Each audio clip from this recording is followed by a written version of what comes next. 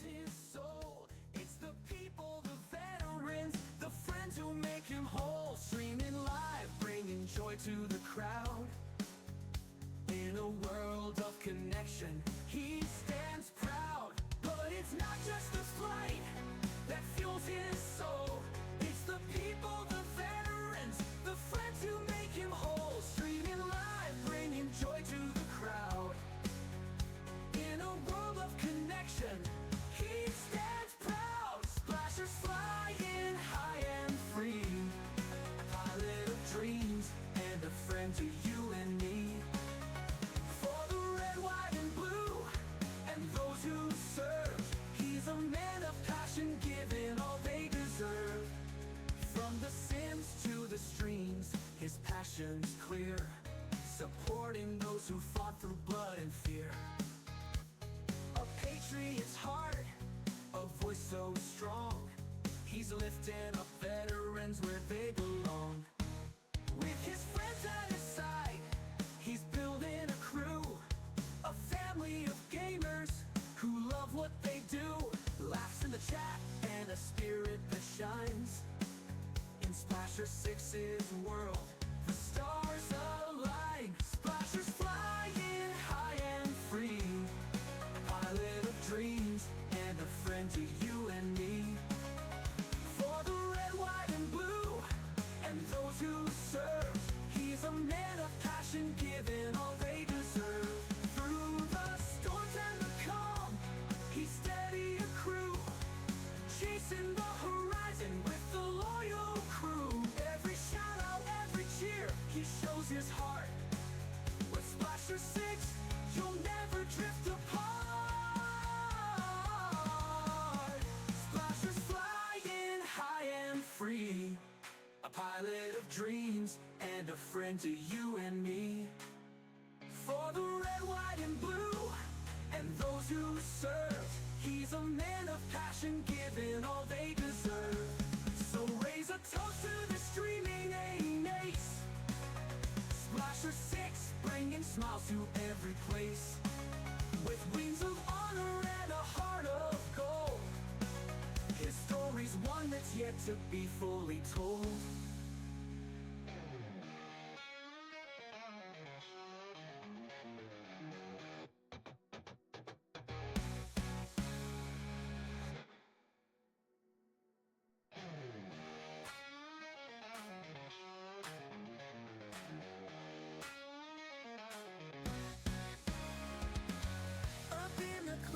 Where the eagle soars, Splasher 6 is flying, always wanting more. With his yoke in hand and his headset on, he's taken to the skies till the break of dawn. But it's not just the flight that fuels his soul. It's the people, the veterans, the friends who make him whole. Streaming live, bringing joy to the crowd. In a world of connection, he stands proud. But it's not just the flight that fuels his soul. It's the people, the veterans, the friends who make him whole. Streaming live, bringing joy to the crowd. In a world of connection, he stands proud. Splashers flying high and free, a pilot of dreams and a friend to you and me. Those who serve, he's a man of passion, giving all they deserve. From the Sims to the streams, his passion's clear, supporting those who fought through blood and fear. A patriot's heart, a voice so strong, he's lifting up veterans where they belong. With his friends at his side, he's building a crew, a family of gamers who love what they do. Laughs in the chat and a spirit that shines. In Splasher 6's world, the stars align. Splashers flying high and free, a pilot of dreams and a friend to you and me. For the red, white, and blue, and those who serve, he's a man of passion, giving all they deserve. Through the storms and the horizon with the loyal crew. Every shout out, every cheer, he shows his heart. With Splasher 6, you'll never drift apart.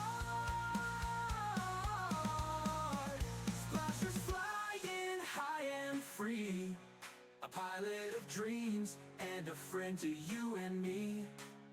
For the red, white, and blue, and those who serve, he's a man of passion, giving all they deserve.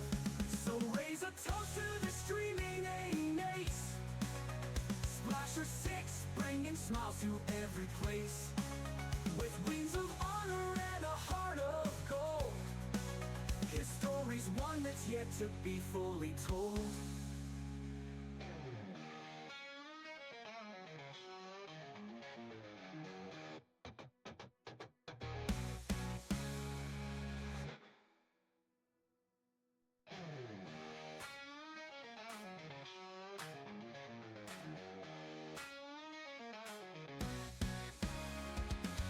Up in the clouds where the eagle soars, Splasher 6 is flying, always wanting more. With his yoke in hand and his headset on, he's taken to the skies till the break of dawn. But it's not just the flight that fuels his soul, it's the people, the veterans, the friends who make him whole. Streaming live, bringing joy to the crowd.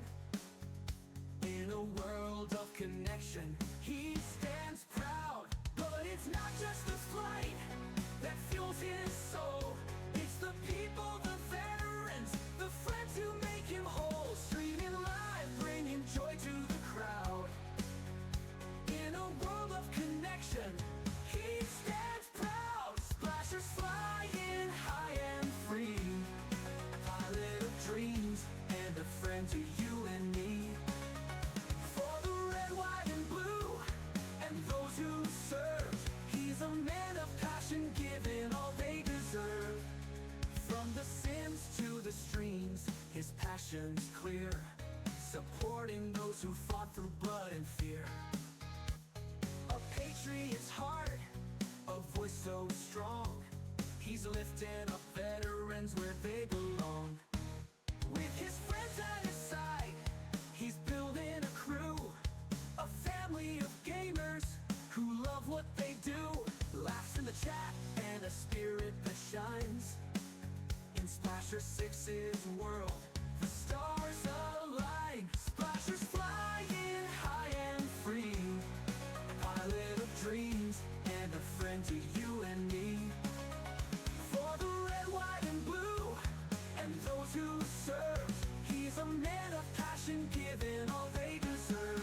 Through the storms and the calm, he's steady a crew, chasing the horizon with the loyal crew.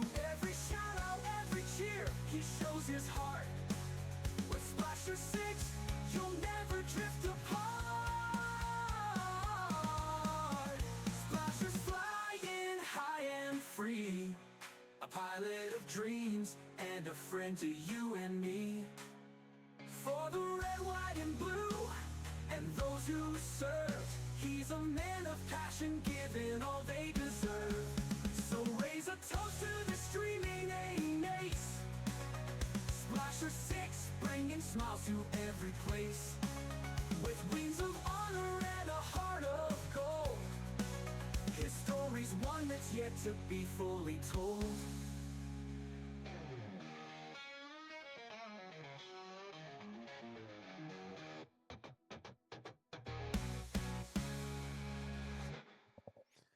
Well, well, well, would you look at the time? Splasher 6 ready to flight sim again today.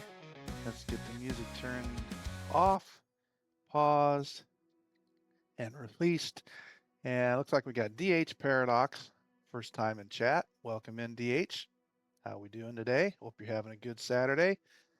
But we are on leg number 11 here at the Goose Bay, Labrador. And the leg number 11 is the Cadet Training Tour. Yes. Thoughts, words, put them together, splasher. And this is going to be a long one today. We're going to be out over the water. Destination is Reykjavik, Iceland. We got about 1,300 miles, nautical miles. We'll pass over the tip of Greenland, but it's going to be one flight. And in the B-17 for Micropros, we should have it all queued up. I went through the flight conditions and got live weather queued up. With the status of the Micropros B-17, I have to spawn live on the runway in order for the autopilot to work. So we're kind of rolling the dice this morning. I have not done a practice spawn yet, but it looks like we got somebody down there as it is already. DH, all right, awesome. I think I saw Phlox parked on the ramp earlier. The wind and everything is giving us in live weather runway 26, which actually points us away from our path. The heading for our initial path is going to be 65 degrees. So we're going to be pretty much turning around 180 after we take off on 26. So that's kind of a initial here. I got everything turned on, beacon, nav, and strobe. We got both mags. We got gear down. Throttle cracked a little bit. Levers forward, mixture and props. So we should be ready to spawn hot on 26. So cross your fingers, kids. Let's see. Here we go. And while I'm doing that, and that is taking off, let me go in and undeafen my, and looks like I got DH in. Awesome. Okay, let's back over to the main screen. Get ready to fly. Oh, we gotta get back to OBS on this one. Go, ready to fly. Fingers crossed. Reset the. Okay. Okay, we're running. That's good. Yep, I see you. Awesome. Okay, everything looks good there so far. Let's see. Let's zero the barometer and heading. Okay. The next big thing is we gotta light up the 750. So let's see. Let's bring it out and make sure the autopilot turns on and stays on. Because there's no way I'm hand flying 1,300 nautical miles. Yeah. Some say I have magical powers, but not for that. Utilities there, pilot there. To be fair though, that would be easier with a yoke than a flight stick. Oh, true. Yeah. Yeah. Got a point there. Pilot on. All right, that looks good. You could just, keep your hand like rested on your knee and just kind of manipulate the yoke with your fingers. And, yeah. Just to keep it straight. But, oh, I'm not saying it's doable. It's just not for 6 hours. Yeah, I hear you. Let's see. Fuel. Props to the guys who had to do it in real life. Yeah, there was a rudimentary gyro pilot on the B-17 that would hold heading and altitude. So they did not have to fully hand fly everything. Okay. similar to what the DC-6 autopilot was. Oh, if you, yeah. if okay. you remember Yeah. it. Yeah. I do. Yeah. Yep. So, Hey, all right, the we are we're maxed out a little bit on payload, but that's all right. We need the fuel. Minimize that. It looks like oh, you're in the B-24. Awesome. Liberator. Yeah. Yeah, cool. Yeah, I just updated it, and I haven't really flown it much, so I figured, good way to test it. You bet. I saw the update. So very cool. Let's see. Let's get outside. Make sure we got left rudder, right rudder. Oh. Hey, Alicia says he is paradox in that Liberator tends to drop more coffee than bombs. Ailerons look good. Oh my goodness. Lieutenant Bob reports he's loading in. Okay. Go one notch of flaps. We've got a pretty good straight on headwind. Let's see. The other thing we can do is go to flow and get our overlay updated. Oops. Forget this is YYR. We're going to have an in-flight movie once we get up and stable, and we're going to play 12 o'clock high today in like 30-minute segments so that I can go back and check every now and then. What was the second destination? Reykjavik, but it was like KI, BI, KF. Okay. BI, KF. And that should be just about everything that's changeable. Okay. Let's see there. The other thing I was thinking of was, tablet. I gotta have a flight plan. That would help. Out. Flight plan. Plan PC. Plans. And training. Beta Reykjavik. And it's the file that I made today, this morning. So that's the updated 24 version. Okay, there. Send it to ETC. Okay, take that away. Now we go look inside and make sure we've got a map with a flight plan. There we go. Super. All right. Hopefully that means things are going to go well. Okay. Let's get to auto of pilot. Okay. Let's look outside, see how Bob's doing for spawning in.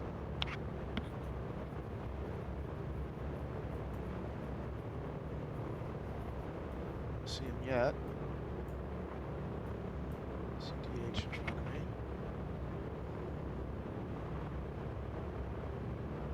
Give it a minute. Everything should be prepped. Are we just doing a direct Yep. BIKF? Yep. Direct BIKF. Nothing fancy. It takes us over the southern tip of Greenland.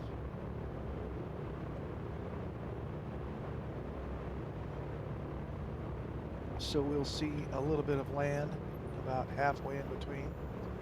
Alrighty, Bob has spawned in. I'm gonna pull forward just a little bit. Oh, okay. No, he's slewing. No worries.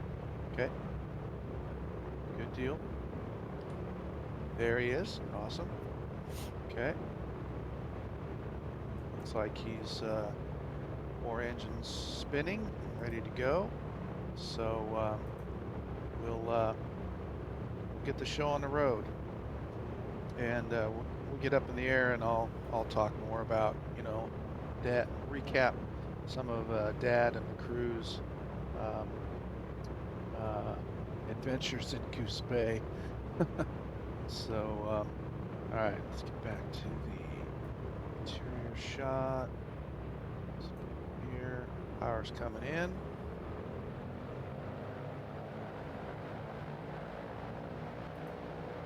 45, 50, and releasing the brakes. We're on our way. Full throttle.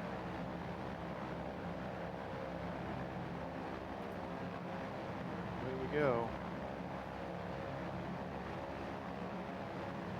Oh, right up in the air. You can tell we've got a headwind. This is like a stall plane. Silly.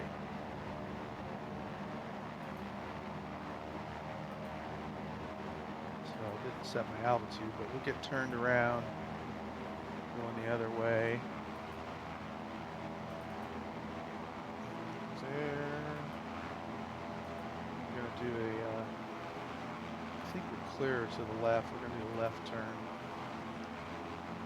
Get pointed in the generally the right direction.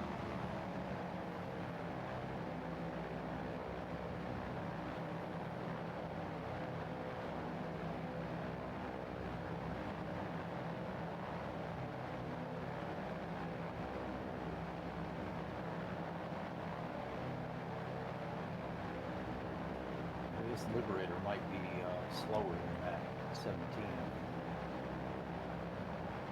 See, and that's why I say the 17 is not powered right. The Liberator should be faster.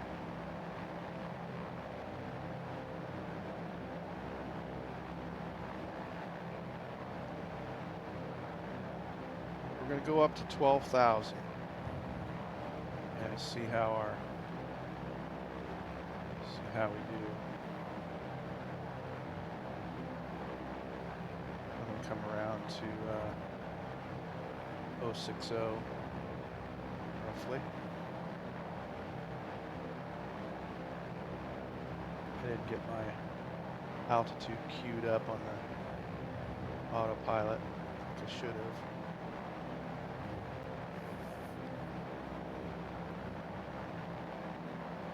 There's due east.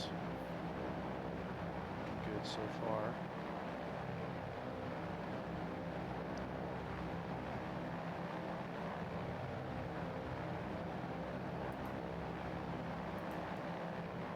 All right, there's our course roughly. So get altitude dialed in here. Whoa.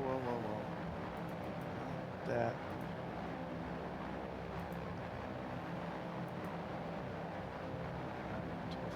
Come on, get up there. 12.5. Make it 12.5. Okay. All right. Heading. Pilot on.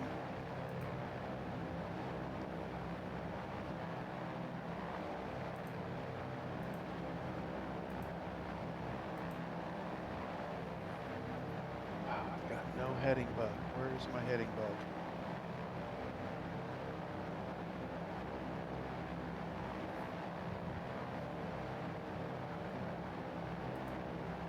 I got no heading bug. Oh, there, that's why. Okay.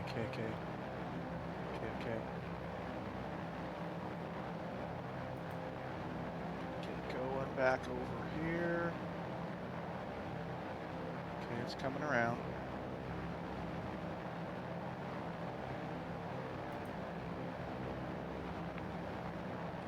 Let's is it not coming around?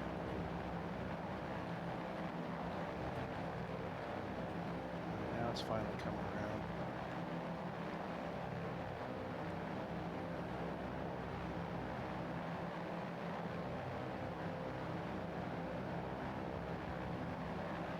Probably not going to respond like a fighter jet.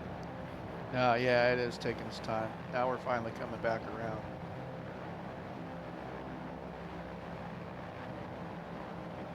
I mean, it was just, it felt slower than it normally is.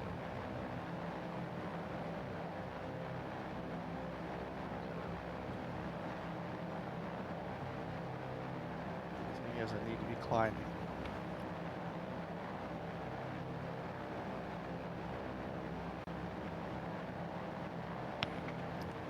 Okay, we're on heading mode.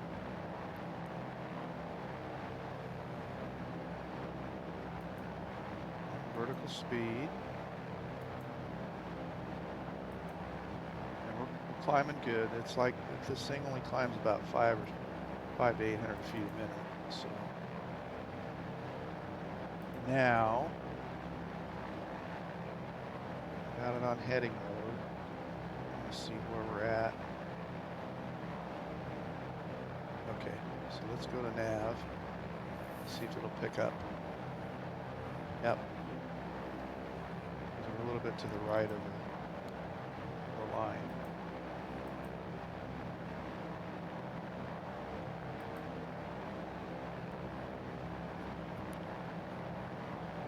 So far, so good.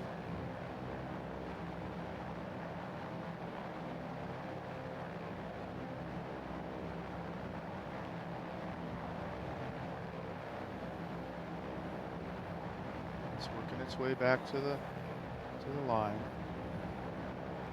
5,000 feet.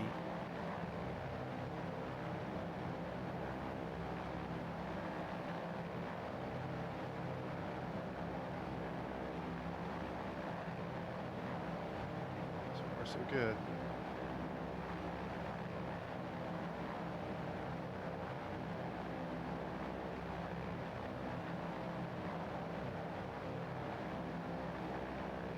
I kind of looked at windy.com yesterday, and it's going to be a cloudy trip. It's not, weather's, I'm just hoping we can get above the clouds. And we've also got a bit of a headwind. Crossing headwind from the left, but it is finding the nav line. So we're going to 12.5.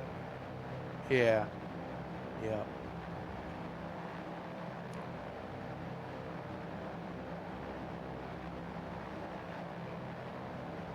You doing all right, Bob?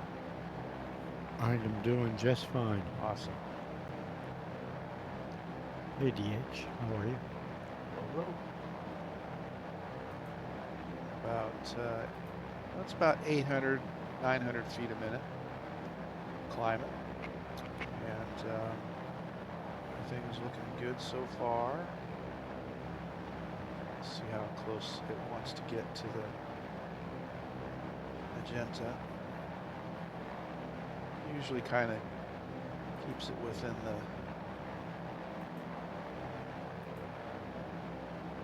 the screen anyway.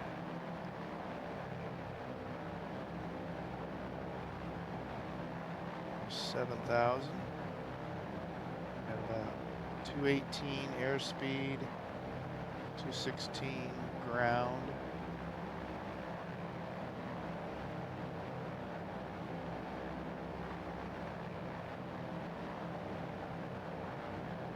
Flaps up. Hope so. I think I did. Gears up.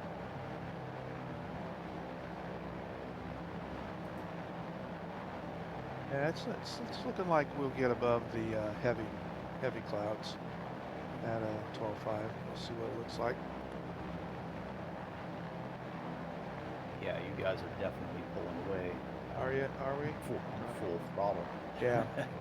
Once I get up and level, we'll be pulling back.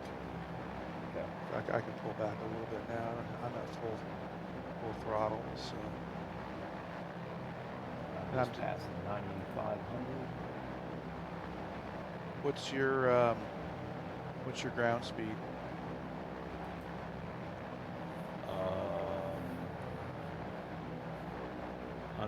164. 164.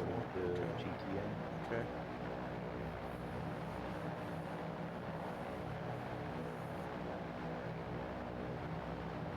I'm gonna pull back just a little bit. I'm not pulling away quite as fast.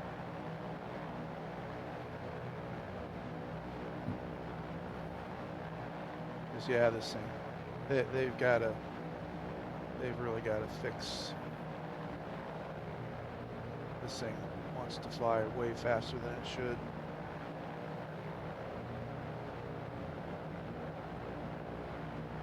Still climbing, 900 feet a minute, 9,000 feet.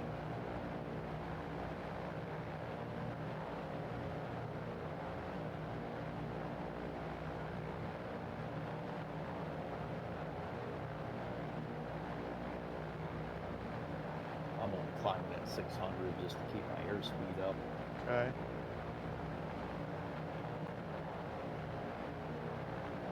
She's doing maybe 165-ish. Oh boy. Indicated. Yeah. Well, once we get up to altitude and you level off, your speed should come up. We'll see what see what it looks like then. 168 ground speed, 170. Okay.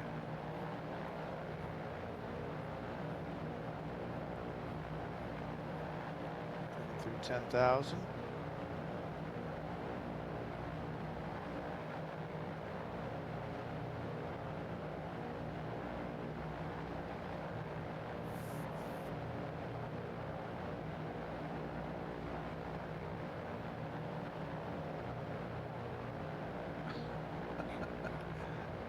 Alicia, you see smoke from DH's cockpit. It's just breakfast burning again. Yeah.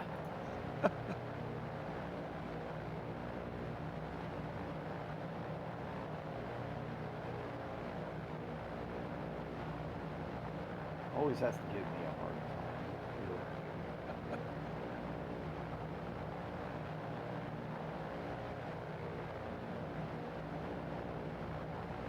I gotta say, she spreads her grief out pretty evenly, except for Phlox.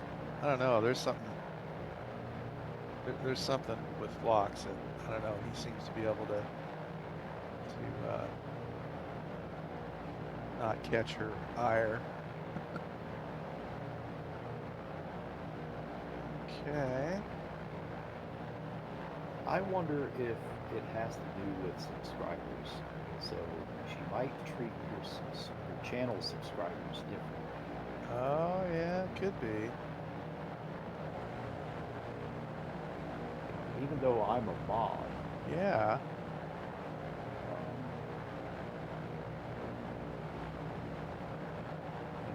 Bob is a subscriber in Prime, so she's gonna treat him different than non-subscribe. So I bet you that's it. So those that are actually paying and contributing to, monetarily your stream, I think she treats those people differently. I bet you that's it. Need to have a talk with her. All right, there's 12,000. We should be leveling off here soon. I'm at 12.3,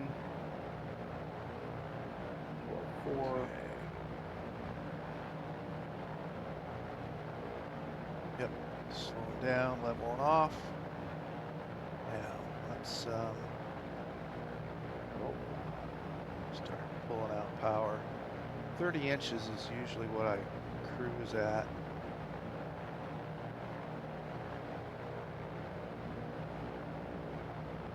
Let's see where that gets us with a 26 knot headwind.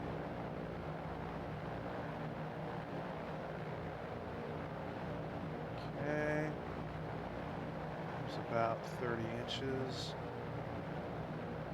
Let's get down below 2,500 RPM.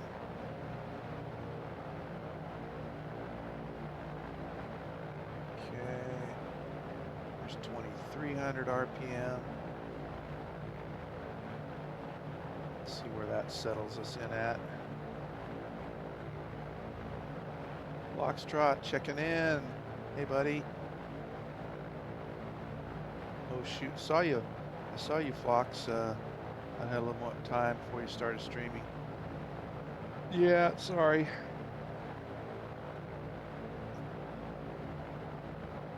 I saw you, Fox, parked on the ramp earlier, and he disappeared. I'm gonna see where, let's see, this setting takes us with the fuel estimate, because I think I have enough fuel, but okay, well, it says I'm gonna have 300 gallons left at EIKF, so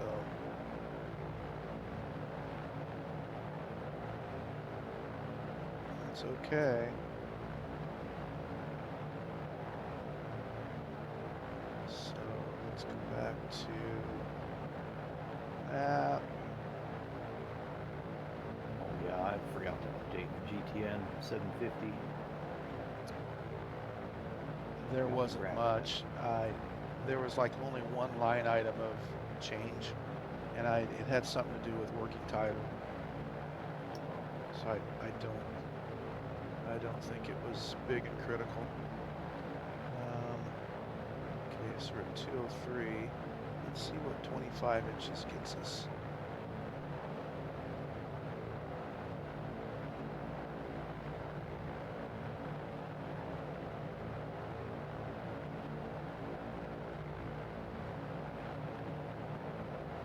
I see Alec B behind me.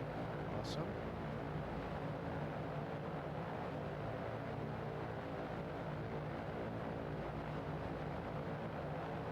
I think 12.5 looks good so far as the clouds go. Yeah, looks pretty good up here. Yeah.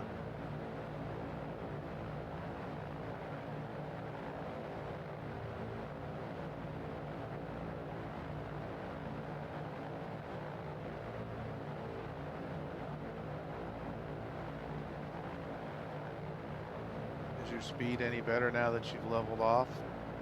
Oh DH? yeah. Okay. Yeah, definitely. Where you at? Speed-wise. I'm at 187 ground. Okay. I'm 192. So Indicated I'm at 183. I'm 186. So we're real close.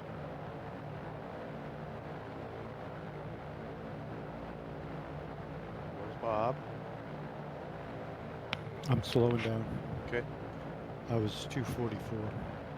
Gotcha. Just for reference, Bob, I'm at 25 inches of manifold and about 2350 RPM.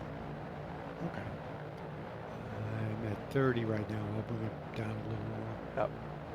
That should get you somewhere around 190 ground speed and 186 air.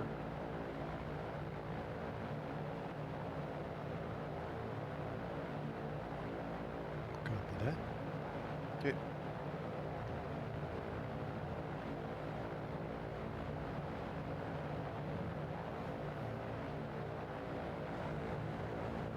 Timbo back there, looks like, also. Getting up off the ground.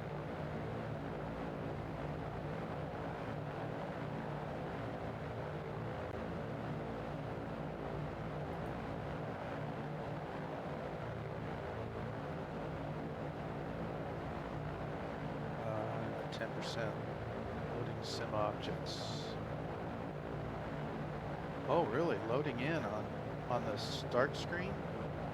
Interesting.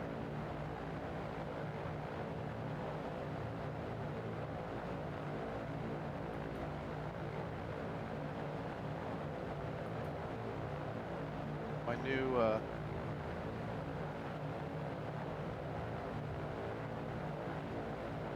hard drive arrived, Oh, nice. or SSD. It's technically not a spinning hard drive. Yes, How many terabyte is that one? 2. Okay. 2. It's when I get it installed, it's going to be the backup. I've already got one just like it that I'm loading up now, starting over, and this one will go in next to it. So, Holy Like- cow, those were expensive. like Wow. gold, Yeah, I'd say. but Yeah. I yeah, bought a couple of them for $85 yeah, back in the day. that's what the previous one that cratered was. Team group, $85, a little over a year ago. Yeah, let me look, so I'm not lying. Yeah, it's now that's a Samsung. Samsung is a premium yeah, brand. brand. They're always going to be more expensive, but Even a team group is over 200. yeah, It's crazy. yeah, it's stupid. Wow. I know. A 1 terabyte team group is 126. And they used to be 50 Yeah. a year ago. Uh-huh. Yeah, I Now, mean if it you want was. to get a spinning hard drive, 2 terabyte hard disk, Yeah, those are like $70. yeah. Spinning's not too bad. Treetop Flyer, welcome in, buddy. Hope you're having a good late Saturday morning. It is. It's warmed up here in the great upper Midwest of Iowa to a whopping 1 degree Fahrenheit. It's warmed up. Yes. We only got down to 4 below last night. So, but I think we're headed towards like the single digits above today. What do they call it for? Yeah, 4 above for a high today. Woohoo! 13 tomorrow. So getting better. 18 by Monday. Heat wave. So, Oh my God. yeah. I'm sitting here with the back door open to the Florida room. Yeah. Hush. I Oh, know. yeah, I know. It's crazy. I can't even believe that there'd be that much contrast, Yeah. between the whole United States like I don't think it started snowing here quite yet, but it will. I just saw some drone shots of Memphis, the bridge coming across the Mississippi River. There's like, the ground is white. There's probably a couple inches of snow on the ground, that. and like no cars on the interstate.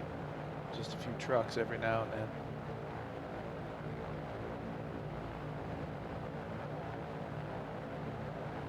Yeah, it's crazy. What altitude are you going to be climbing to? We're at 12.5. 12.5. Yep. Heisenberg, welcome in. Welcome in. Hey, congrats to Heisenberg. Oh yeah.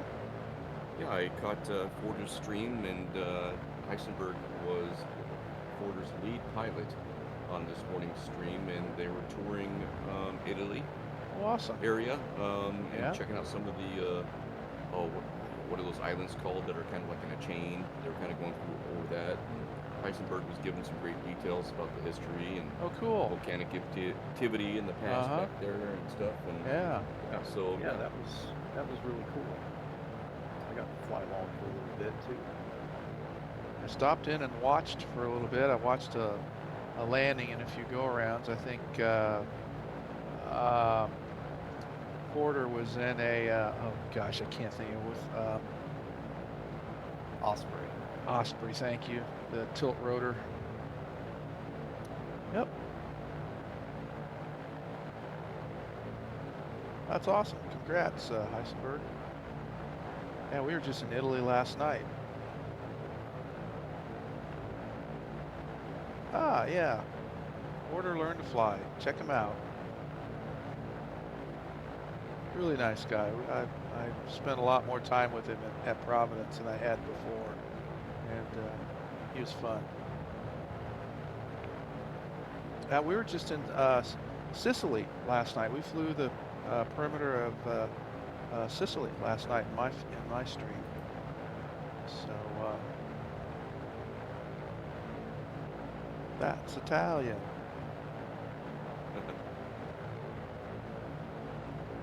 That's Fragile. a spicy meatball. Yeah, it's a spicy meatball, yes.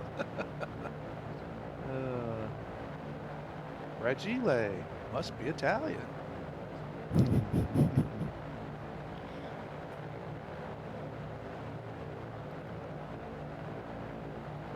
Ah, yes. The font of useless knowledge comes from my brain sometimes is staggering. Yes.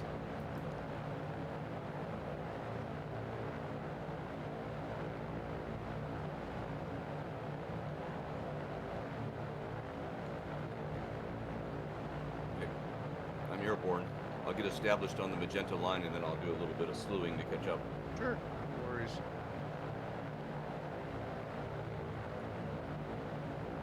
Heisenberg says you watch that flick every Christmas. I've seen it like all the way through maybe once or twice, but it's I'd rather watch Wonderful Life. But again, I can't quote as many lines from Wonderful Life. The Jimmy Stewart movie? Yes. Yep. I got you back. I got you back on that one. Yep. I had a pastrami sandwich for lunch, and I was trying to give the Italians credit for it, Yeah. for inventing it, but it wasn't them. Really? Yeah, it Do was tell. Lithuania, a Lithuanian immigrant, Really? Sussman Volk, V-O-L-K. Be darn. And it wasn't invented by one person. It was various versions of the original, you know, just kind of traditional I'll be darned. Romanian goose pastrami. Okay. It went from that to a cheaper beef. Uh-huh. You know what I mean? As it evolved, yeah. Uh-huh. So Interesting. there you go. And then it, as it got here in the U.S., it was in a New York deli. It was a huge hit, and it Uh-huh. led to all the focus on the sandwich. Cool. Cool. So between them and I guess Romanian immigrants, and there's a Turkish version as well. Wow. Never knew all that. That's what I've Always heard. have to talk about food, don't you? Now you're done, maybe hungry. So I gotta Yes. go make me some lunch. Well, yeah. I mean, myself and Phlox and Tree and Splasher all kind of love to dabble in the food Oh yeah. market. Let's start flight. All right, let's start the flight. Let's go so we know what we land on. I was looking through my history, and I had in the B-17 one of my landings, like early on, was a 10.5. Say it's not so. I do not remember that one. That beats my 37 from last night. I do not remember that one at all. It was at KMHT. That was Manchester. Wow. Interesting. I do not remember that being. Probably what they're not telling me was that I bounced it 3 times at 10.5. That's probably what it was more like. Oh, I don't want to do that. Anyway. And I told John about Phlox's 37. And then I Ah, said, you know, I was telling them the story about the space bar. yeah. And then John started laughing because he knew the full story. Uh-huh. And I said, and I told Phlox about it, and I said, maybe I shouldn't have because he might not get another 37 if he could see the runway. Jinxed him. No, you know what I'm saying? Now he Yeah. can see it. Oh Yeah. no. Yeah, right. That's gonna be We got a good tens. kick out of that.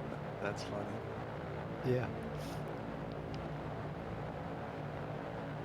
You see, you guys are a little further ahead of me. Your name tags are kind of small, but Alec D looks like he might be very, reasonably close to where I'm at. His name tag is a lot larger. I see him over here. So Yeah, Alec D is back here as well. I see Alec D 81 miles away. And I see you Was that me right underneath me?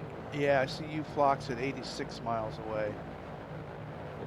So Bob is 2.4 and DH is 12.5. So, and we're still over Canada. I forget how far in Goose Bay is from the coast. Every time.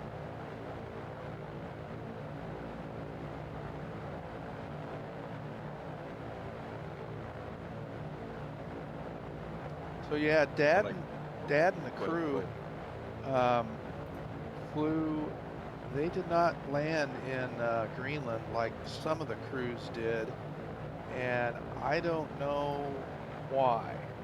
I never quizzed them about it at the time, because at the time, when they were alive and everything, I didn't realize that some of the crews stopped off in Greenland. I just figured they all went, Goose Bay straight to Reykjavik. But I do know from researching the weather patterns back in those times, they came in a snow raging blizzard. And by the time they left 4 days later, the prevailing winds were blowing to the northeast. So I'm pretty sure, had a tailwind the day they left, according to my weather research of the time. So that might have contributed to their being able to make Reykjavik with enough fuel. And then also, I'm not sure, but I think some of the B-17s that did the North Atlantic route had Bombay fuel tanks. And if they had Bombay fuel tanks, then it would have been a no-brainer. They could have made Reykjavik easily. So there's quite a few variables in there as to why they flew direct. But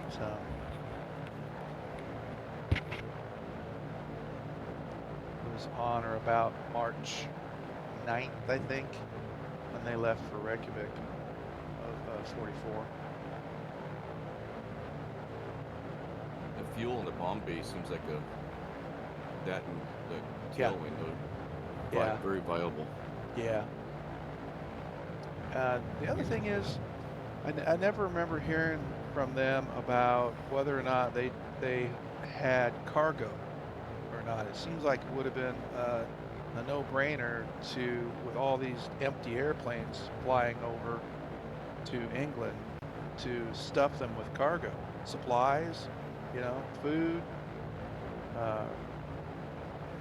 But I never remember them saying anything about the plane being loaded down with cargo. So,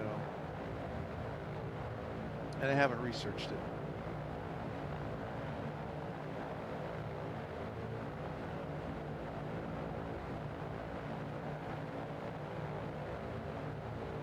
So what were those trips called? Uh, They're not ferrying.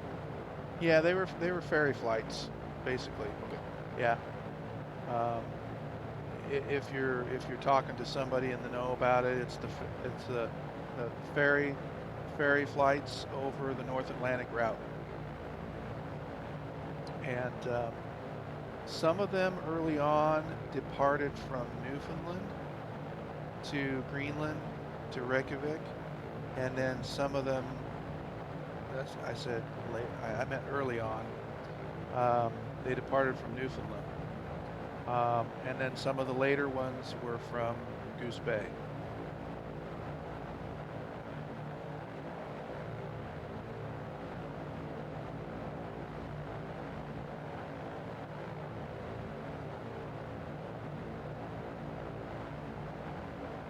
I think it was a matter of getting the airfield at Goose Bay ready to handle the volume of flights,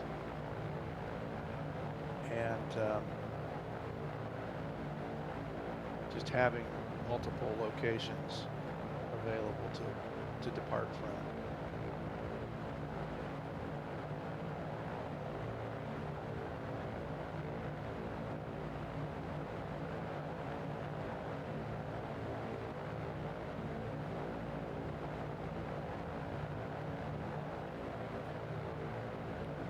Seems like Freckles might have a clue.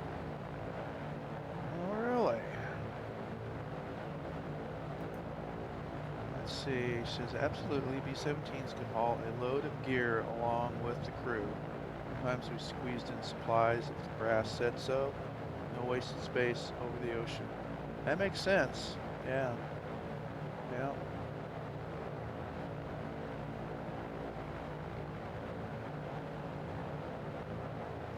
Do you know what the weight they could carry extra? You know, if they didn't have bombs. But the capacity load, I'm assuming, you know, if you didn't have bombs, the bomb load was like 4,000 or 5,000 pounds. So I would assume then 4,000 or 5,000 pounds if you didn't have bombs. Gotcha.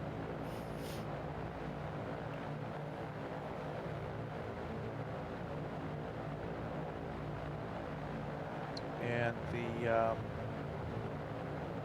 the B-24 had a little bit more bomb load, like maybe 6,000 to 8,000. I'd have to look that up. Maybe AI Alicia would know. What was the bomb load of a B-24?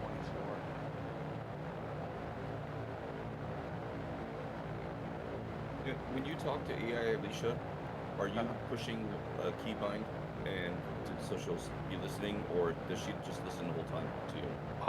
I've never pushed a keybind. Yeah.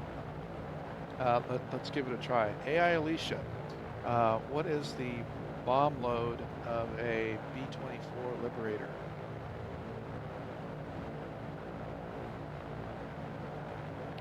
Now, I think maybe it might be quicker if you type it in chat and say, you know, at Alicia.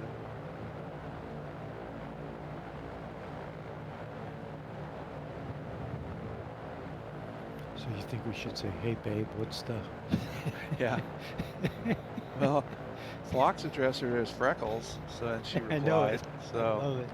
yeah, and I don't remember putting anything in her personality referring to her as Freckles. I don't know where that comes from. Yeah, see, she's not replying to what I verbally asked. So type that in, Phlox, as a question to her. Okay. We get a chance. It's like Okay, so is it what's the bomb load of the B-24, or what? Or what's Yeah. the what? What is the bomb load of a B-24 Liberator?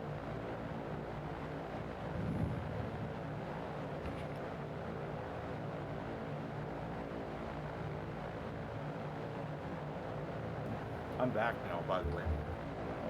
Awesome. What was on the lunch menu today? Liberator could lug about up to 8,000 inside. Double that if you strap bombs under her wings. That's accurate. She had capacity to do that. She's no lightweight in firepower. Yeah. Yeah. Leftover pizza. Oh, yeah. Before I stepped away, I looked at the average cruise speed, Uh-huh. B-17 and the Liberator. yeah, do tell. The Liberator is actually a little faster than the B-17. Yes. Yes. And no, I take that back. It's reverse. Oh, okay. Yeah. Yeah. You remember the numbers? I don't. Okay. That was 15, 20 minutes ago. Okay. Yes. And a piece of pizza. Yeah, exactly. Yeah. No worries, buddy. No worries. Still eating. So Yeah. Yeah, I don't. That's surprising because the Liberator had a different wing profile called the Davis wing. Very slimmer, thinner wing profile than the B-17, and it also caused it to have a higher stall speed as a result. And that is one reason Dad liked the B-17 is it was kind of old tech and it had a lower stall speed. But I was thinking the Lib was faster. The Lib. So, go ahead. the B-17 between 170 and 210 miles per hour. Yeah. 182 frequently cited as represented average speed. Yeah. While top speeds exceeded 300, Yeah. slower and more efficient speed was used during long range bombing missions. Yeah. All right, so let me do for 215, 187 knots. Okay. Optimal cruise speed 215 miles per hour. Yeah. So it is faster than this. Yeah. I was thinking. It had a wing profile that was similar to the Mustang, P-51 Mustang. It was called they called it the Davis Laminar wing, and I don't know if it was because the engineer with name was Davis, but it was also the NACA design wing profile, and it made for a slippery airplane.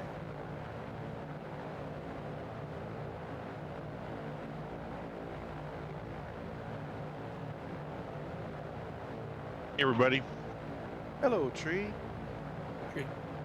Hello, tree. Top Flyer checking in, everybody. I'm behind you guys here a little bit. Awesome. Feel free to slew to catch up. Yeah, I might do that once I get up to altitude here. We're at 12.5. Okay. Thanks. Yep. Just leaving the coast of Canada right now. I can see the coastline departing behind us.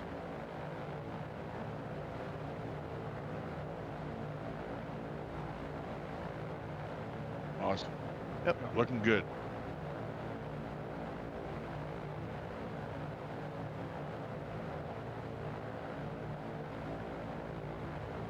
And knock on plywood, everything is going smooth so far.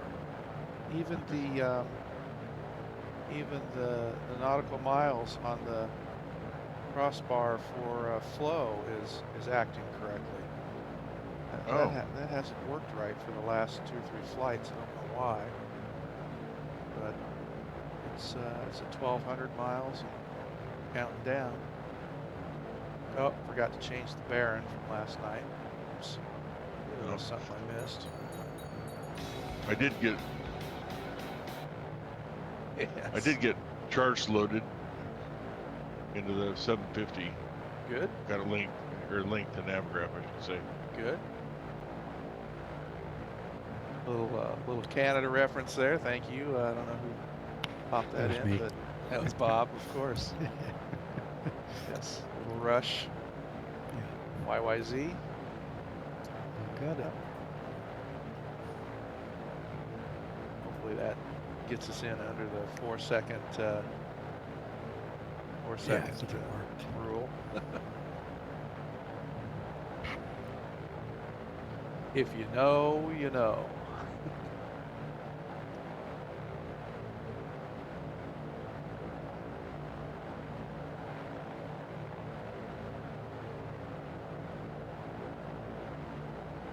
Let's see, let's take a look around.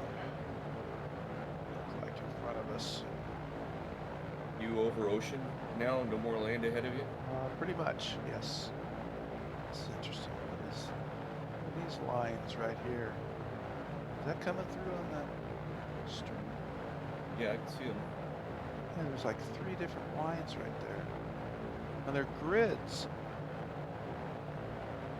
That's wild. Oh, interesting. Wow. Uh-huh. Yeah, they're real faint. I got them too on my sim. So Oh, Yeah, really? I got him. Really? it's a terrain issue. Yeah. Interesting. Probably the seam of satellite data, Yeah. possibly. Different elevation data, Yeah. through tiles. You know what I mean? I've never seen this before. Interesting. More likely to see it over water, I would think. Yeah. Wow. Yep. Congratulations, you've been a Sobode. Alrighty. Oh, we used to hear that, say that expression, like, on the regular. Yes. But not so much anymore. I don't know Not if it's so much. because it's become normal. Yeah, right. Because we don't question it now. Yeah. You know, Right. or we don't tell Well- each other things because you go, I don't know, is mine the only one doing this? Right. You know. I think it was Papa Mish that coined that term. It is. Yeah. Yep. Yep.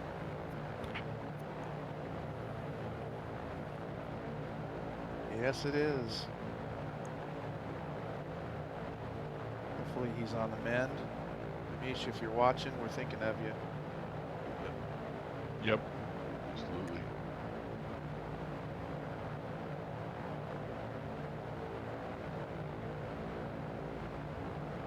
Yeah, I've reached out a couple of times. I haven't heard back, but he's probably going through a lot. Chunky had an update a week or 2 ago. So he got in a car accident.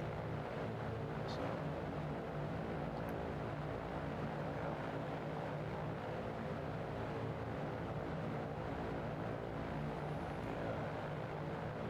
Come on. Oof. See that hesitation going from the outside view and the inside? Ah, scary.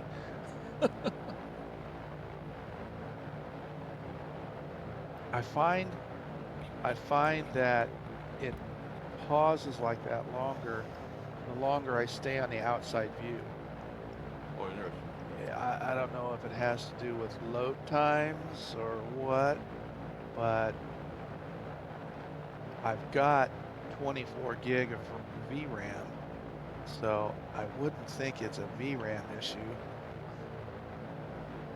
But No, it's just the sim issue. yeah, I wouldn't worry about it.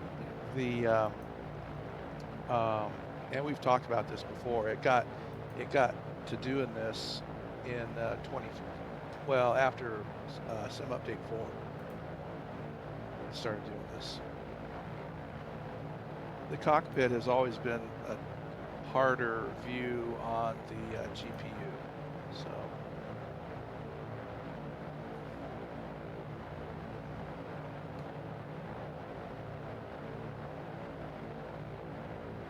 Got a 33 knot, almost direct headwind, 178 ground speed,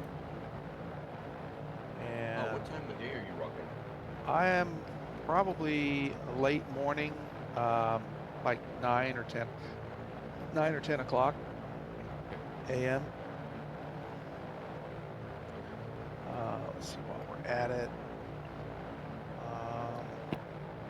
Because this time of year the sun's going to be way on the southern horizon, this far north. Let's see. Let's get the barometer. Yeah, we're about 300 feet off. That adjust a little bit.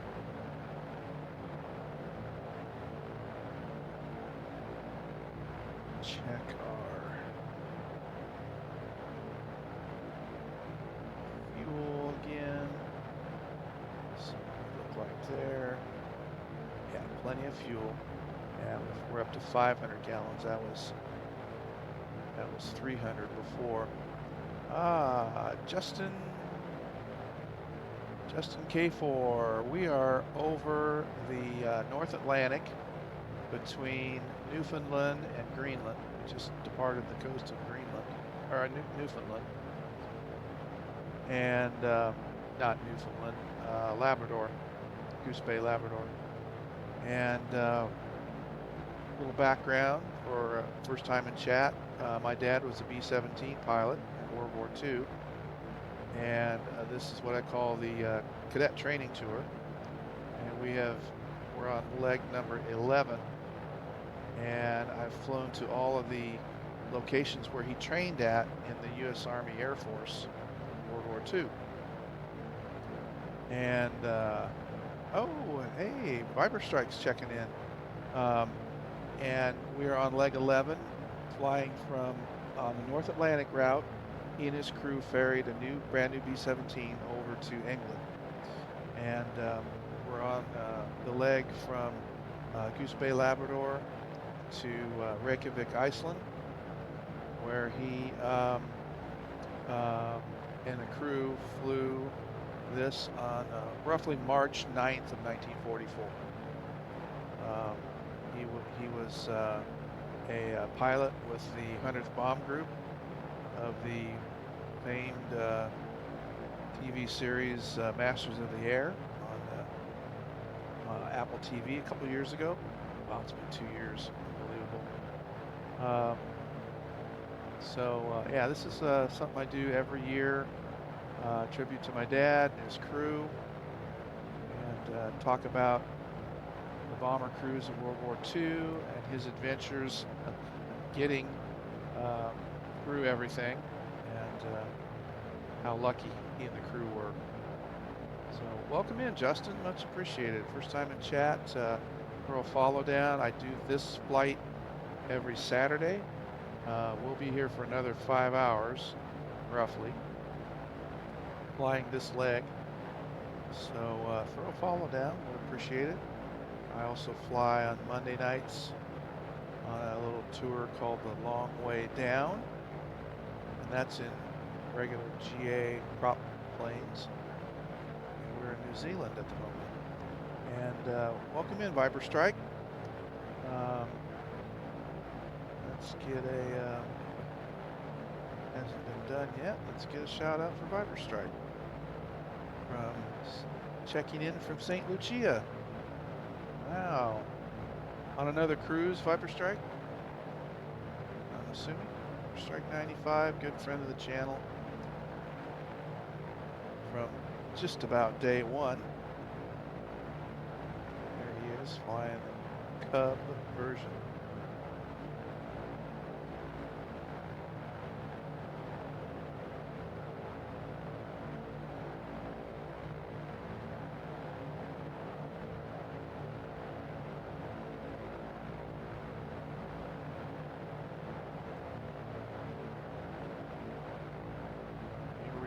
Wandering all around the magenta line.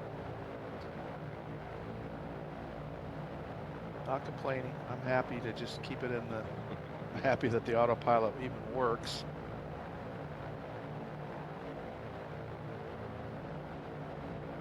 Show of hands, are you all in the same boat that I am? Is it like, are you using the autopilot? And is it the only way you can use it is if you spawn hot on the runway? Or am I the Lone Ranger That's what here? I did today. Yeah? That's know what I Bob- did today. I know Bob's, yeah, Bob's the same way. When I was messing around earlier, when you saw me spawned in, Uh-huh. so I was already spawned in, and I thought, okay, let me import the flight plan, so I'm ready. Be Uh-huh. ready. Yeah. And I couldn't bring it in. Yeah. When you're had to- on the ramp. Yeah. Yeah. So when you start it up and you go to flight info, or there at the very beginning, you have the Yeah. EFB that you can fire up there on that splash screen when you first Mm-hmm. fire it up there, and that had the opportunity to bring it in from a PLN file Yeah. and then send to ATC and stuff, but I didn't have Uh-huh. that import from PLN file after I was on the tarmac. I couldn't figure it out. Oh, gotcha. So are you pretty sure you're on version 1.0, the recent release? Of Of the GTN 750, no, of the B-17. I think I'm on the latest release. I think you rolled back and I did not. Okay, yeah, because I had problems with the latest release. It was like locking up and freezing up, and even when I did spawn in hot on the runway to get the autopilot to work, it would not behave. So I rolled back to a previous version, and it's been, knock on wood, so far stable. Let me look and see if I can see the version in the I community folder. don't know if it's going to show up in the community folder. Can't remember.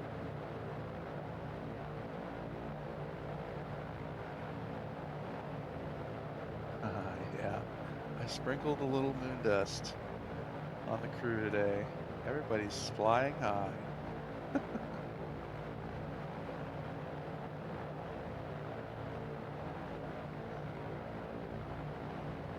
I think I'm on the version 1.0, December 18th.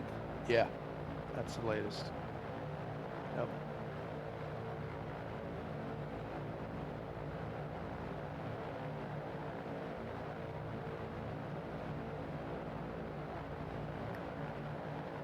And I don't know what the timeline is on the next version.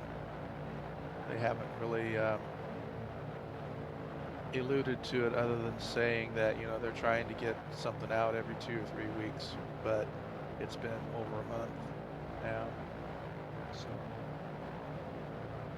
but as they also say, and I mean the people from Microprose on their Discord channel, is that they've been working the last month to get B-17 onto the Microsoft, the MSFS marketplace.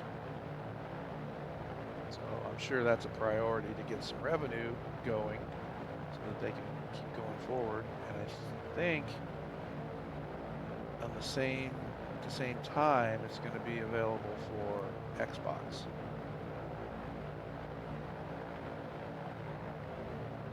Cool.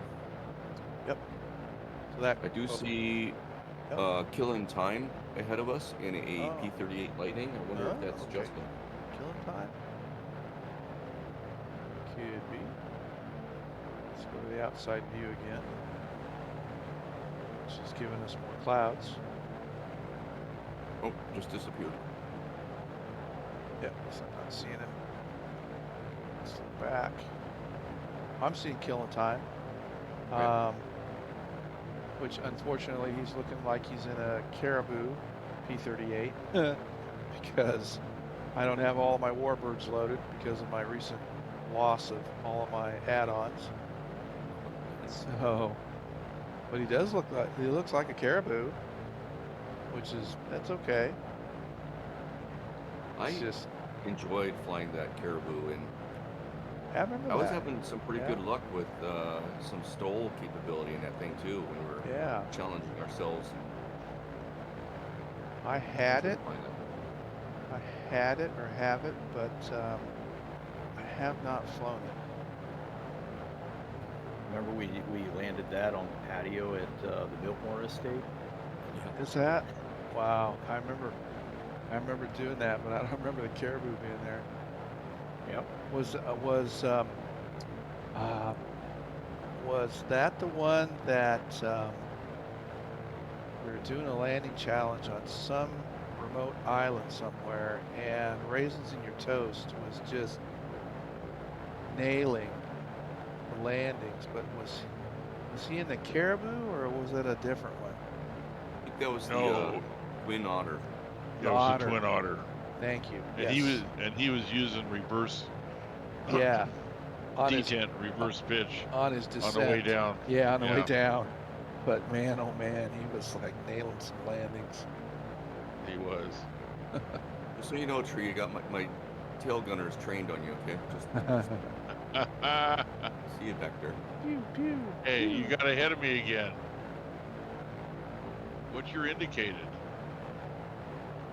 My indicated is 223. I'm gonna be slower than you guys. I'm in the Baron. I'll just slew every so often. Yeah, no worries.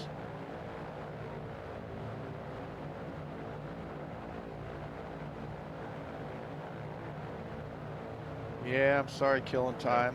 The otter or the caribou looks great, but unfortunately, I don't have a P38 loaded. I had an SSD failure about a week ago, and lost all of my add-ons. Ouch.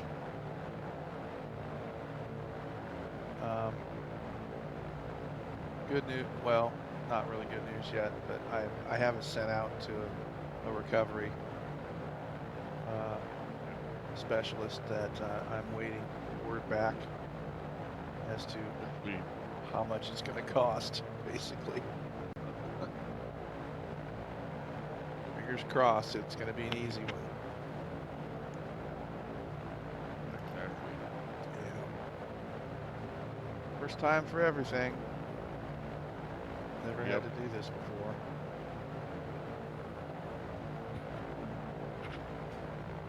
Flux, if I see tracers coming back this way, I'm gonna have to do evasive action. Yeah.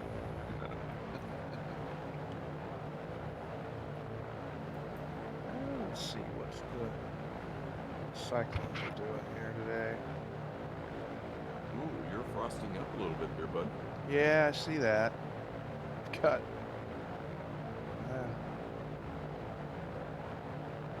Got no way to fight it, so I don't know. I wonder what they would have done in real life if they tried to. Well, you there don't were want to fly 20,000 feet on a ferry mission. I wonder if they try to go under it. they had they would have to try to go under it, but they did have primitive inflatable type wing boots on some of the later G models. Like if you see my cursor from like landing lights here on out, and probably in between the engines, they had inflatable balloon type de-icing, mechanical de-icers that would get it off the front of the wings.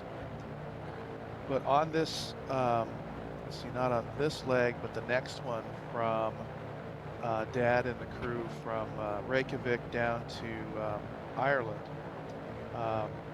they did ice up, and they had to come down rapidly through a hole in the clouds, and had to land at the alternate landing spot at Nuts Corner, Ireland. And yeah, because they iced up and it was getting critical. Luckily, they spotted a hole in the clouds and they circled down through it.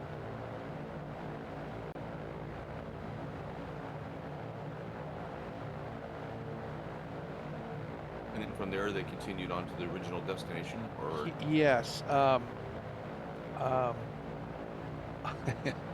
And you all heard me right. The location is called Nuts Corner, and it is a real place in Northern Ireland.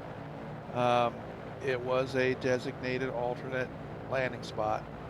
I never got the story from them, but they did leave their B-17 there, and I'm assuming they had ground transportation from there on out. Maybe took a ferry. They were supposed to land at Prestwick, Scotland. That was the original destination. But I'm assuming they took rail and ground transportation and boat across the water, over to Scotland, and rail transportation to Thorpe Abbots from there. Because I know they did not fly to Thorpe Abbots. And the B-17 they were ferrying, because of the plane switch at Kearney when their power inverter smoked out and they had to return to base. I have a serial number that they were assigned, but I think that plane serial number is the one that smoked its inverter, and they got a different one that was never on record. But I traced the serial number of the one that they were assigned at Kearney, and it eventually went over and got assigned to a bomb group. And I can't remember if it was if it got shot down, but I don't think it finished its missions. I'll have to look that up again sometime, but it did get assigned to a different bomb group eventually.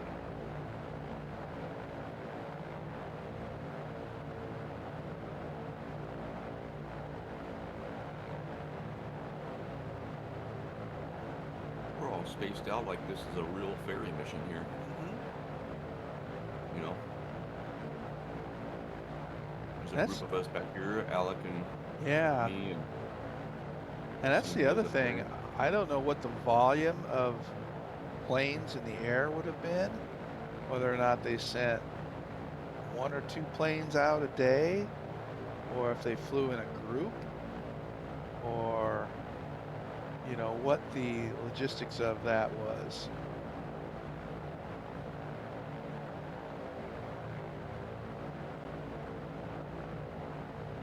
It's a question I'd have to ask. It's a question I'd have to ask another 100th Bomb Group expert that would know more.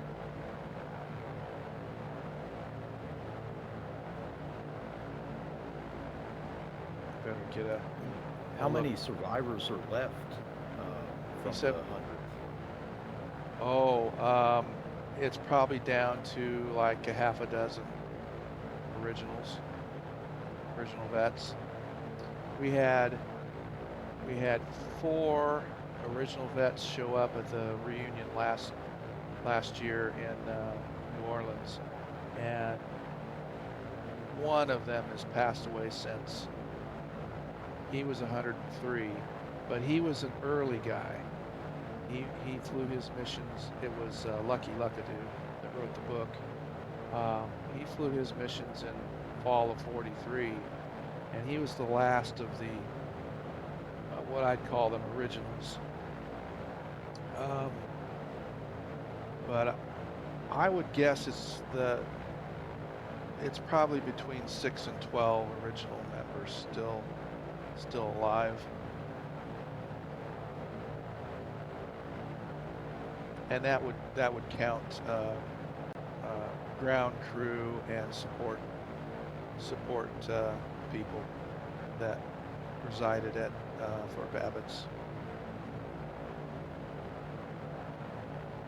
Yeah, it's getting thin. The next reunion will be in 27 at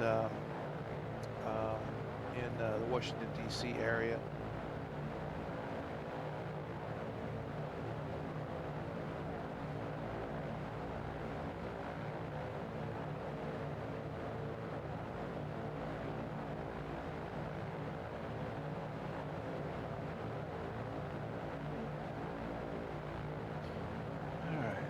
let's go back to cockpit view. Make sure we can do this. There we go.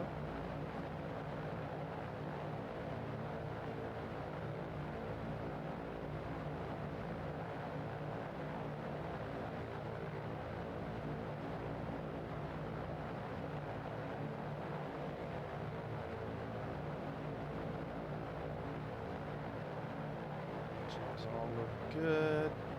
Airspeed bouncing between 174 and 180. Ground speed about the same.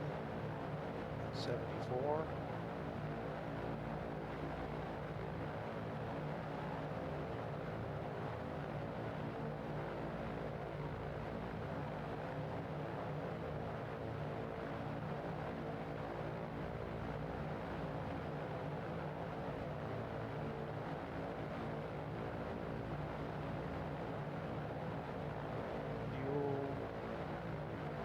Still looks good at 570 remaining. Ground speeding at 227. Oh yeah, you're gonna catch up.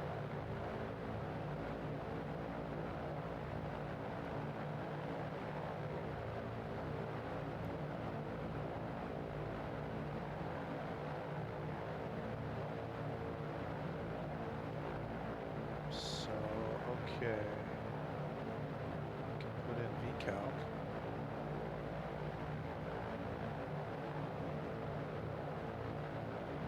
VIKF. Can't ever remember that. So there. VIKF. It's right there. That's right. Okay.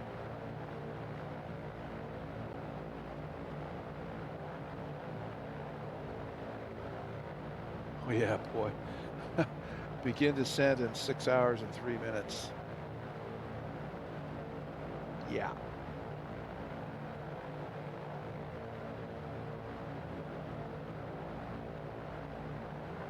Wow.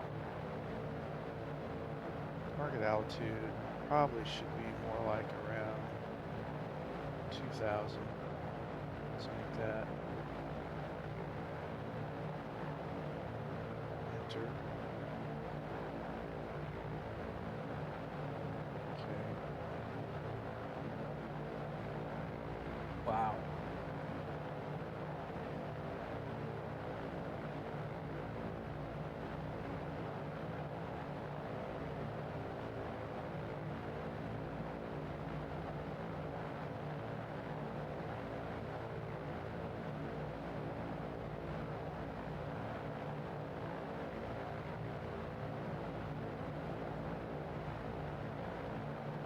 That's why I was planning on playing 12 o'clock high for our in-flight movie. I don't know if anybody of you all have seen it or not. Gregory Peck, released in 1948 or 49. Won an Oscar for a supporting actor role. I can't remember the guy's name. It's Dean something. But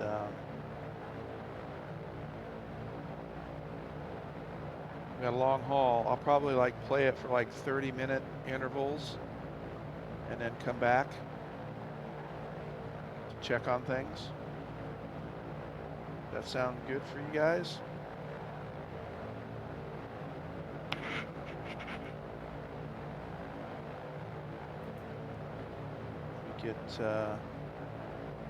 Get it queued up on.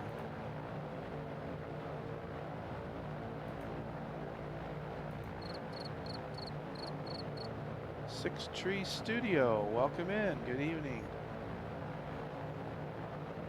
Good evening to you. Welcome to Splasher 6 Flight Sim. We're on a long haul flight from Goose Bay, Labrador to Reykjavik, Iceland in the V-17. And I'm going to work on queuing up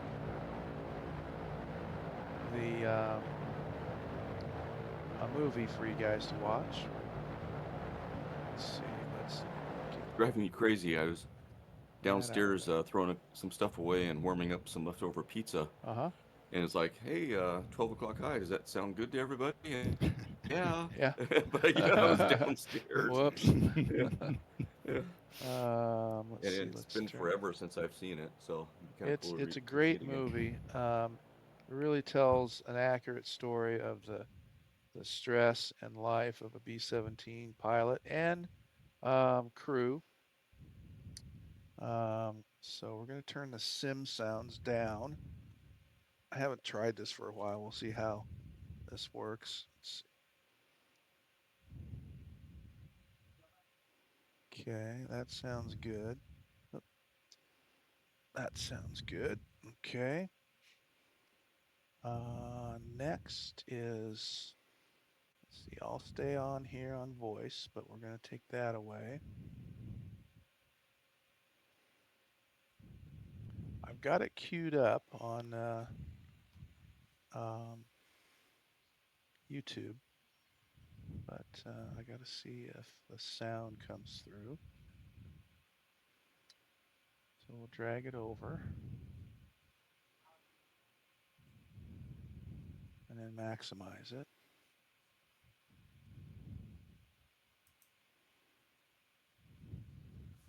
Not seeing any sound. Okay, now I'm finally getting sound.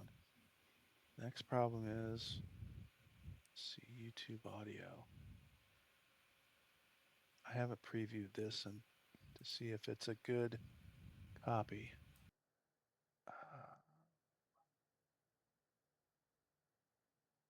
Chrome extension 12 o'clock high. Let's try that.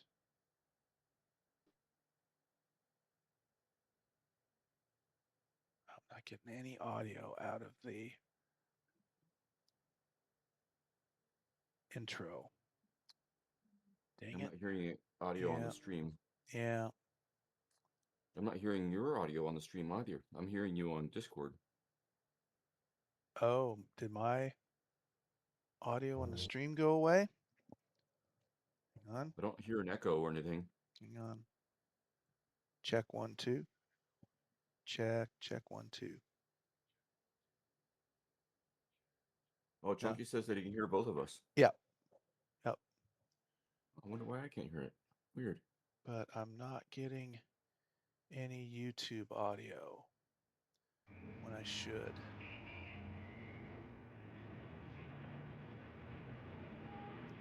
Welcome in, Chunky.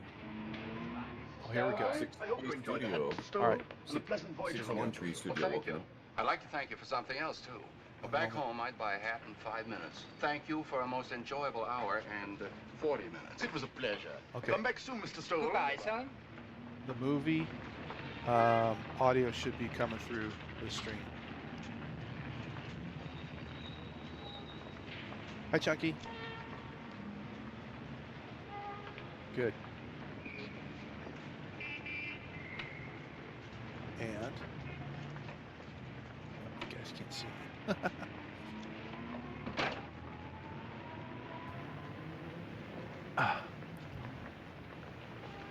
Hi, Chunky. Look familiar, guys?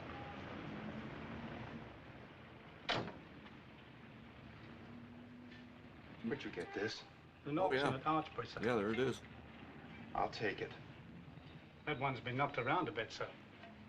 This is kind of telling you the origin story behind it. That's awesome. No, I'll take this one. How much? Only 10 shillings, sir. Just like it I'm was afraid yesterday. it's not much value. Value? I want you to I'm pack it amazed at how carefully. clear and in Very focus that carefully. black and white imagery As is you from say, that so. old movie. Cool.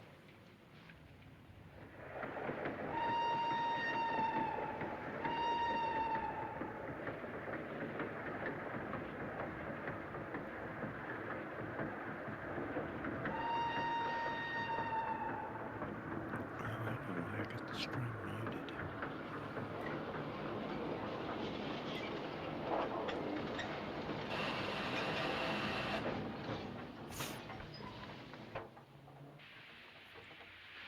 It's got to be the loudest plane, huh? Oh, yeah, I know it. I turned it all the way down. It's brutal. Yeah, it really is.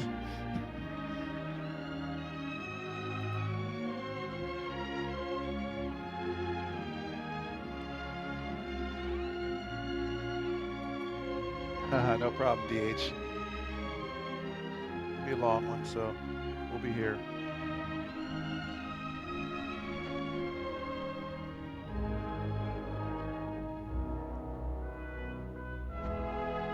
And since time's on our side, if y'all have any questions along the way, I can pause it and answer best I can.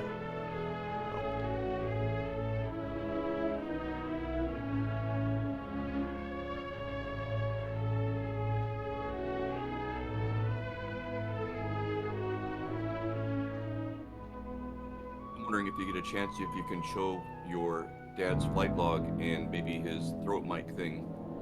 You know, yeah. a couple things like that. You know, not right this second, but later, later on. Yep, I have them within reach.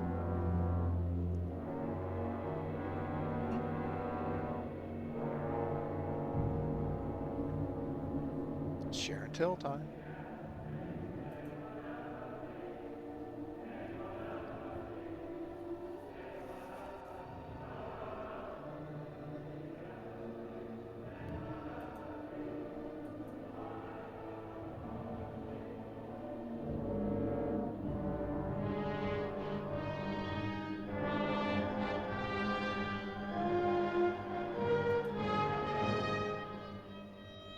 Archbury. Yep.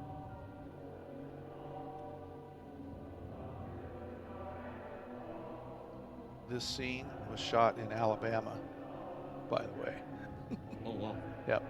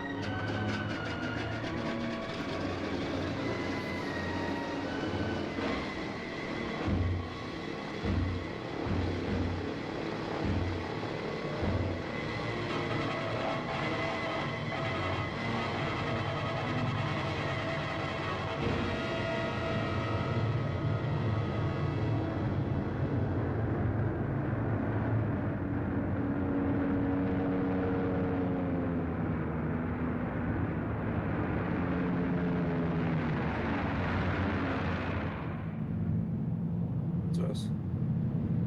Yeah. No CGI here, folks. These are real B-17s.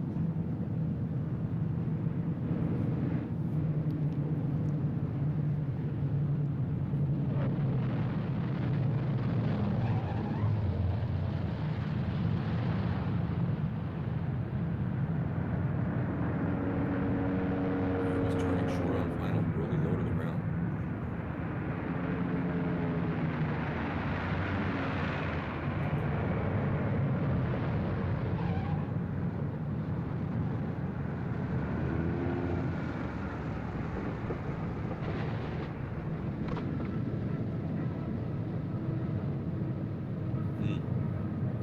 Flares. Got injured Flares. on board. Yep.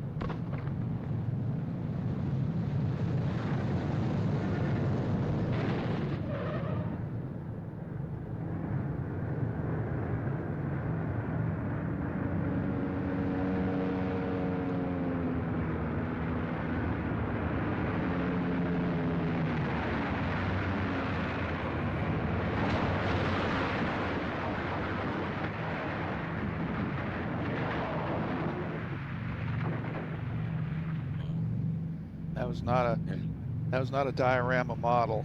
That was a real No, they did that. B-17 doing a belly landing. Yes. Wow. Yeah.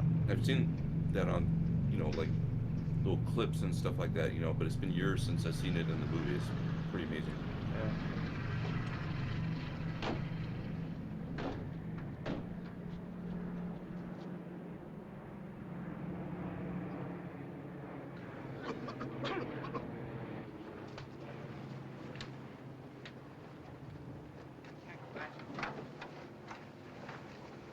We mustn't go back. Easy with his right leg. It's broken. Got Easy now. Easy now. You'll have to hold him. We gotta take care. I've been sitting on him. We can't. We just can't. I wouldn't believe it if I wasn't looking at it. You can see his brain. It's a 20 millimeter hit him. Step on it, Doc.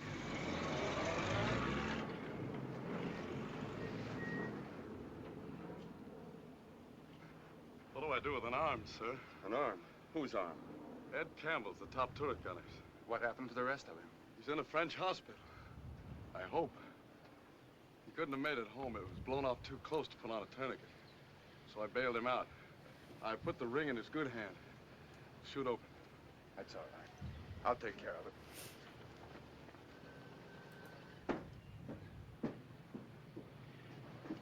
Sergeant, get me a blanket out of that ambulance. Yes, sir.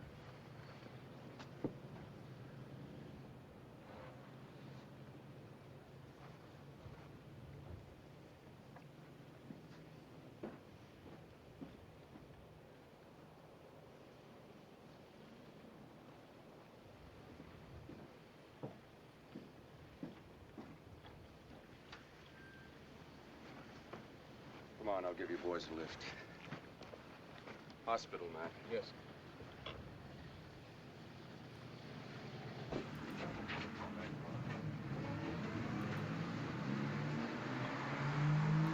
Mac's had it.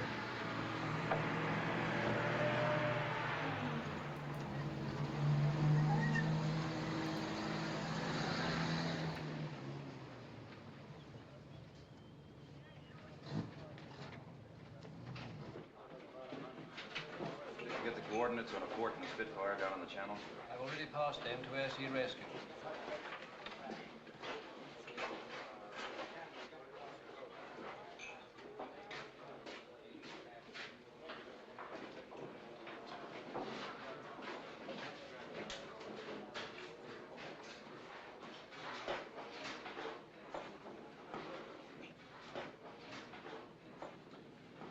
That's it, gentlemen. Thanks a lot. Next crew.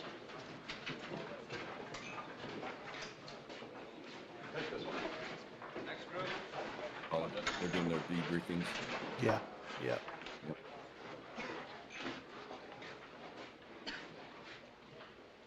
McGesson's crew. Right. McGesson coming? McGesson's dead. Oh, I didn't know. I'm sorry. Well, we might as well get this out of the way. Sit down.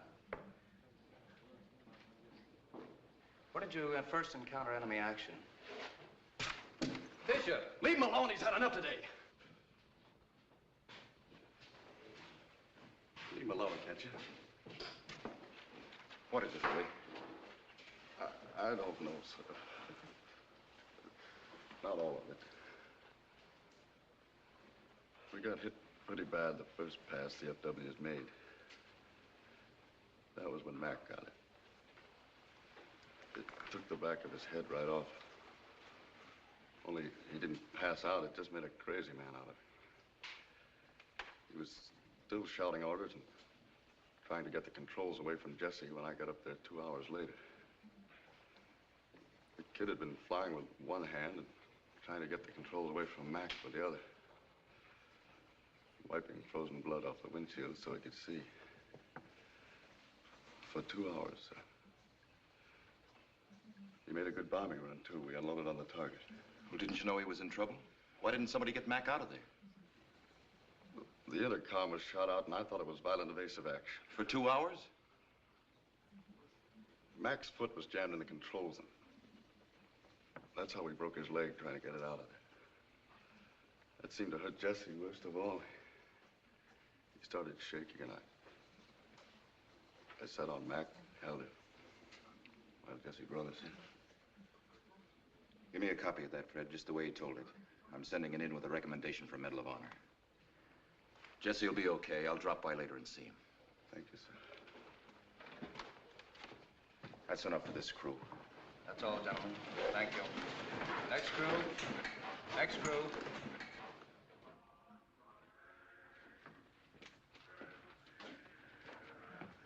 Is he in there, Harvey? No, he hasn't been in since right after interrogation. He looked like the devil. Well, who wouldn't with today? That's for you, Ben. They're flying down 3 replacement aircraft. That's very, very nice of them. Lose 5, get 3. That's a nice gain, not counting battle damage. This is Germany calling. Lord Haw-Haw, talking from Berlin. Today, I want to bring a special greeting from the fighter pilots of the Luftwaffe to the first American pilots in England, the 8th Air Force. That's all we need. Our submarines checked you very carefully when you flew across from America. 4 groups in place so far. Too bad about the 1 crew you lost on the way. But we wanted to let you know that a U-boat picked up the crew, and they're quite safe here. We found them quite agreeably talkative, too. But what we want to know, whoever persuaded you to try this incredible idea of daylight bombing? It must have been your friends, the English. They know better than to try it themselves. Losses are a little heavy, aren't they? Let's take the 918th group at Archbury, for instance. Well, that's us. The hard luck group. You lost 5 bombers today, didn't you? 5 out of the 1 group. Let's see. 21 in a group? At that rate, it won't take very long, will it? Something pleasant to think about before your mission tomorrow. Oh, yes, Colonel Keith Davenport. You'll have another one tomorrow. Pleasant dreams, my misguided friends. I don't know why we listen to him. It's always the same pitch. We've already lost the war. On a day like this, I could find myself believing him. What was today's count on crews? 5 crews didn't make it back. 3 killed, 11 wounded out of those who did. A lot of letters to write. I'm glad I don't have that one. Did you hear about Lord Haw-Haw? Twice on the way over here. That kind of news moves fast. Don't let a crowd news hound throw you too much. He was right about one thing, sir. We're alerted for tomorrow morning. The warning order just came down. Again tomorrow? You're kidding, Ben. I wish I were, sir. Fine, fine. 4 days in a row. Well, we'd better start getting things together. Alert the crews first, and I'll see you in the ops room in an hour. Yes, sir.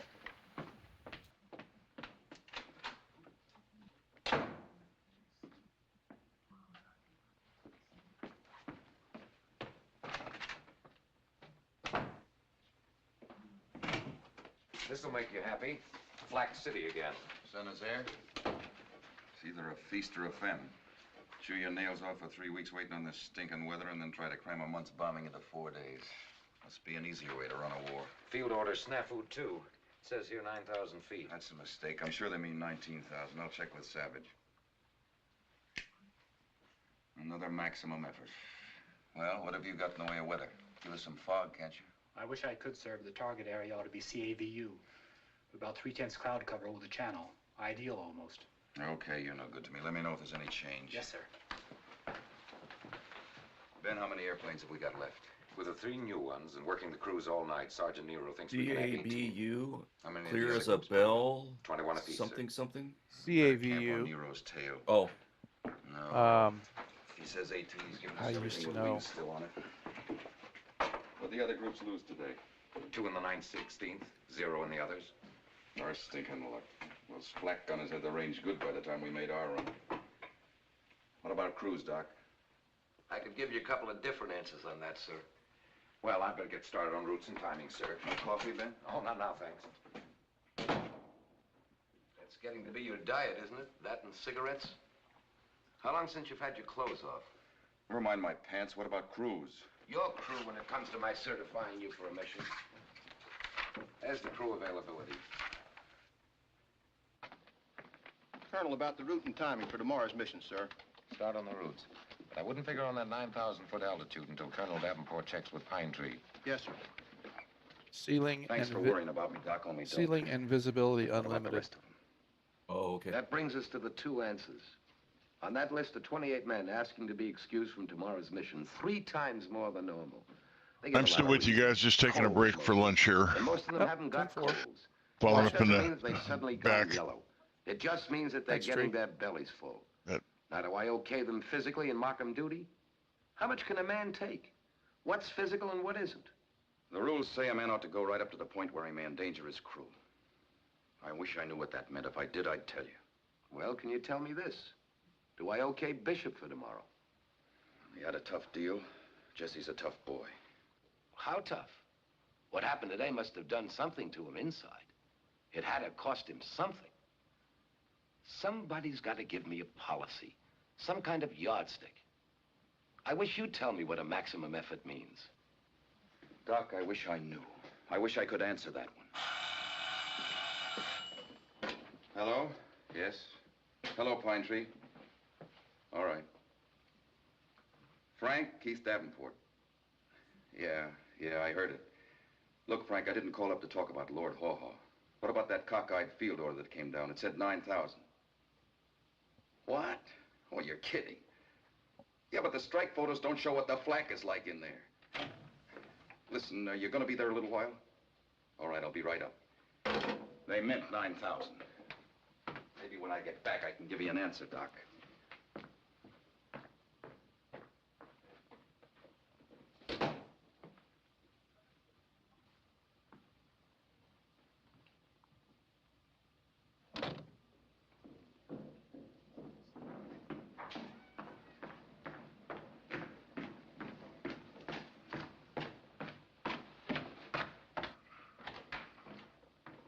No mistake, it's 9,000.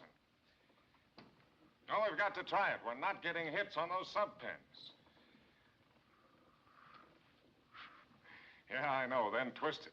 Had the same request all day. So long, Kurt.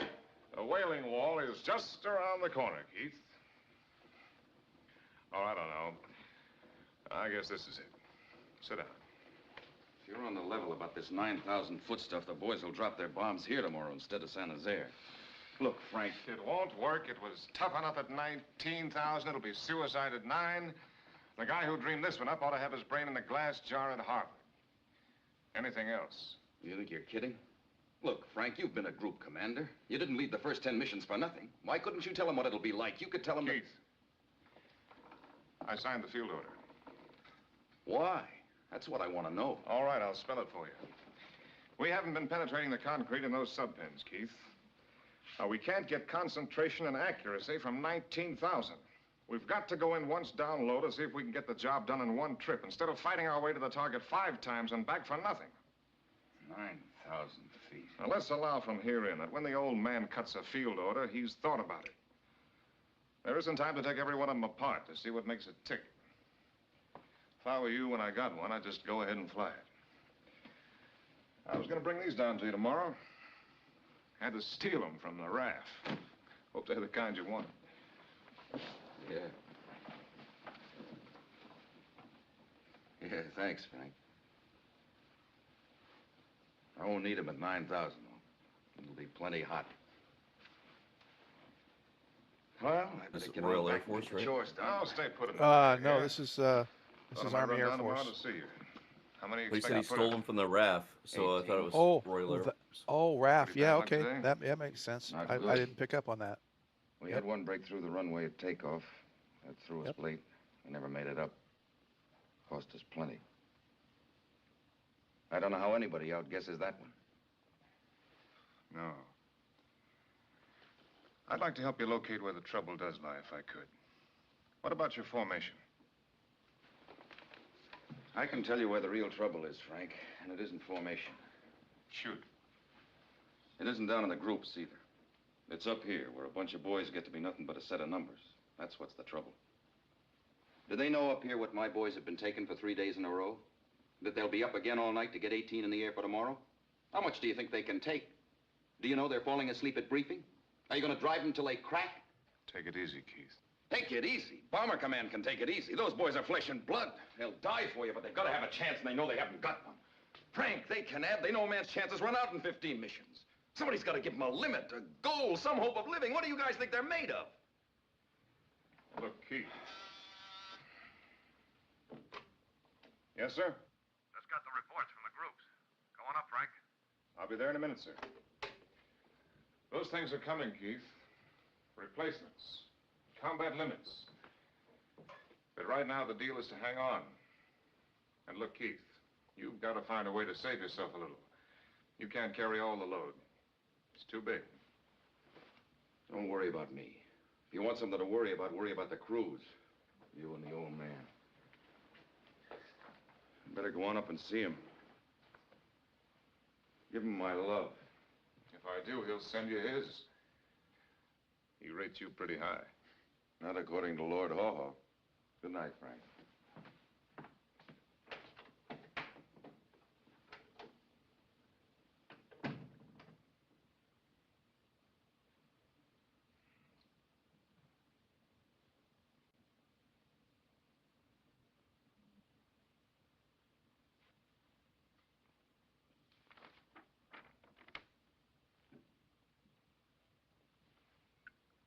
Well, never mind what the reasons. There it is, Frank, and you can't make anything else out of it.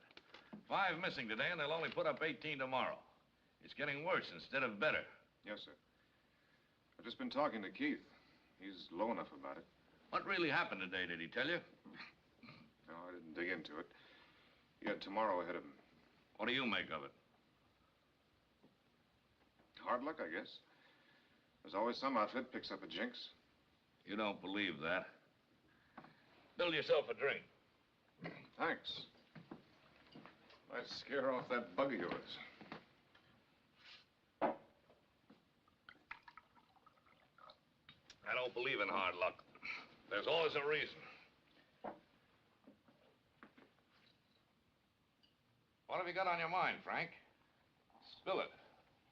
I'd rather not. Let's have it with the bark on. Well, you won't like it. I don't. It's the group commander.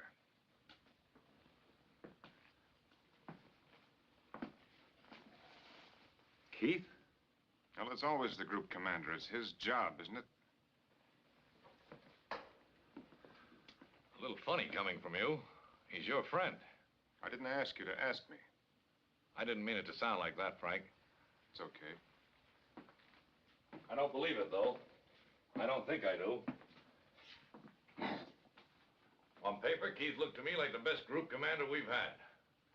He's flown every mission. He gets more loyalty out of his men than anybody. Courage, he works hard. I don't know where to fault him. If a man like that can't cut it, we're in trouble. What happened downstairs to change the picture for you? Nothing. Added this to it, though. He's going to bust wide open. And he's going to do it to himself, too. Why? Because he's a first-rate guy. Because those are his boys, and he's thinking about them instead of missions. Over-identification with his men. I think that's what they call it. And you aren't going to change it either. I can't buy it, Frank. Not yet, anyway. Is Keith still here? No, we had tomorrow to get ready for. Well, I'll give you that much. We'd better find out. If it's true, we're in trouble. Why should the other groups hold together if the 9/18th can't? Call my car, will you, Frank, while I get my pants on? You mean you want me to go down there with you? You bet I do. It's your idea. We were 3 minutes late over the target and got most of it here on our bombing run. We're about at 30 minutes. We'll take a break. Check on the plane, make sure it's in the air. Okie doke. Hey, That was would a you quick 30 minutes. Yeah, yeah. This is a really good movie. It pretty accurately describes the inner workings of the hierarchy of the command and the pressures involved. So, well, it looks like all the engines are 2300, airspeed 171.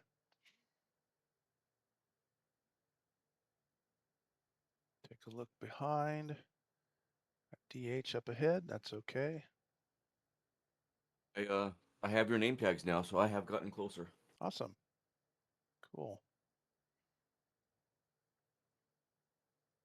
We still have clouds, but they're breaking here and there. Killing time, Lieutenant Bob, Foxtrot, it's all in the house.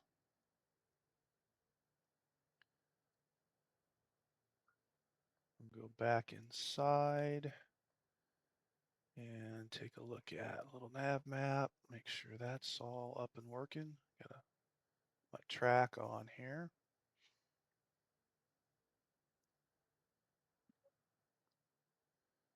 Yeah, a little under halfway to the tip of Greenland.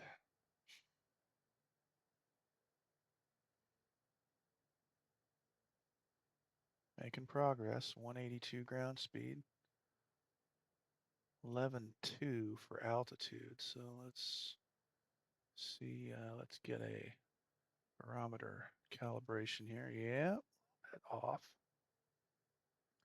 About 300 feet. What was the barometer in 2024? Shift, comma? Oh, yeah, no. Dang, it's apostrophe, All by itself? I think. It might be comma all by itself. Try comma. Yep, that did it. Okay. Yep. Yep. Okay. Let's go back to the fuel. Make sure we look good there. 600 gallons. Okay. Looks good. Back to the map.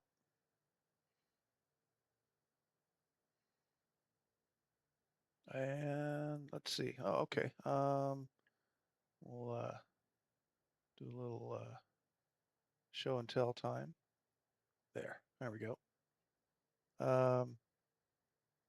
Not the throat mic, but a few of the things that my dad acquired along the way during his time there. Splasher, can you make Yeah. your webcam down there, like, scale it up so it's bigger? You take up more of the screen for this? Yeah, let's see if I remember how to do this. Let's see, do I click on the sources for the webcam? Yeah, click on your Yeah. source for the webcam, and then it'll highlight your box, and when it's highlighted, you can grab a Yeah. corner and move it. Yeah, there we go.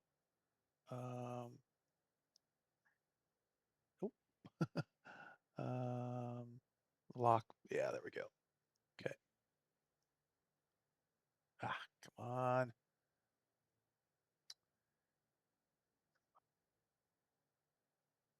Come on.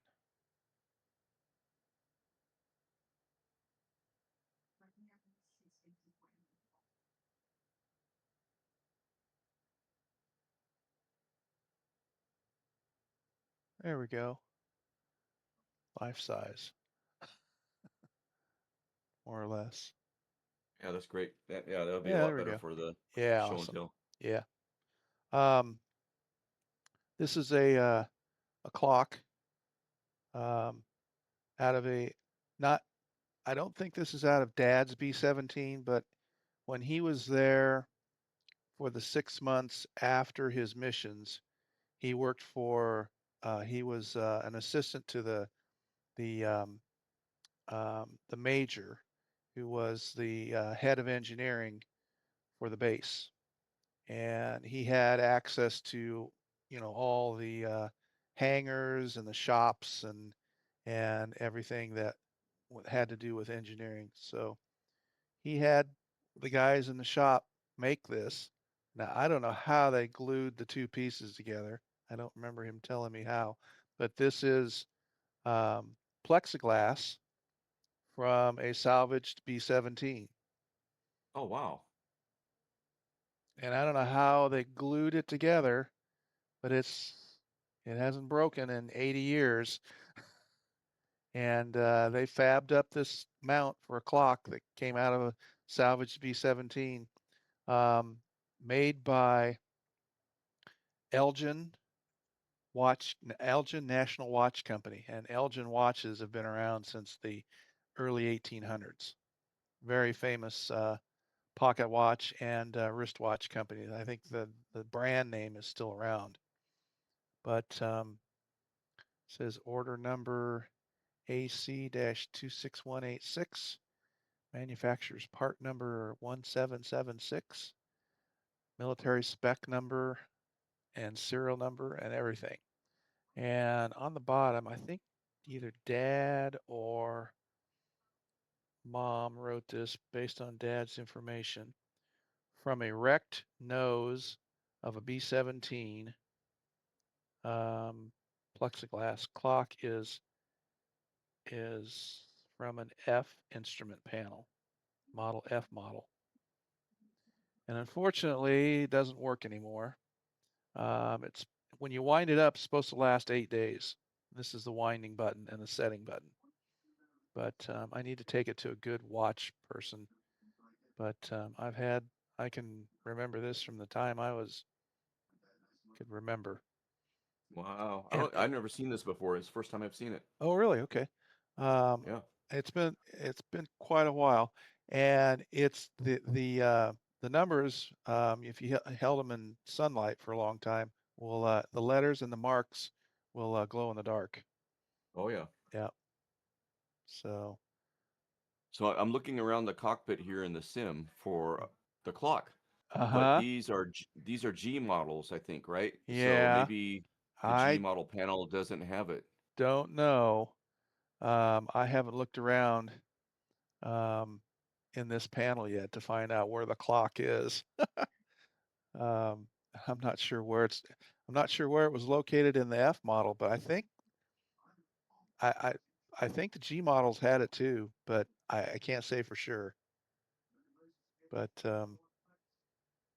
I'd have to look at a real G or F instrument panel. I'm not sure where this clock was placed. If it was like up high or down low, or maybe it was on the co-pilot side. I'm not sure. But the inscription underneath the 12 says 8 days, and that's supposedly how long it should stay wound. But not electric, all wound. So, yep.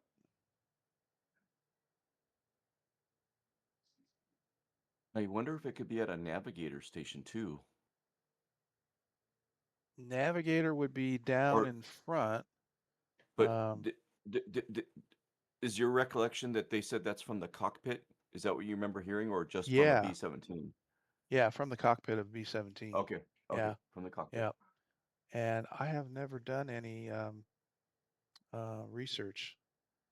Like to see an original. Let's see.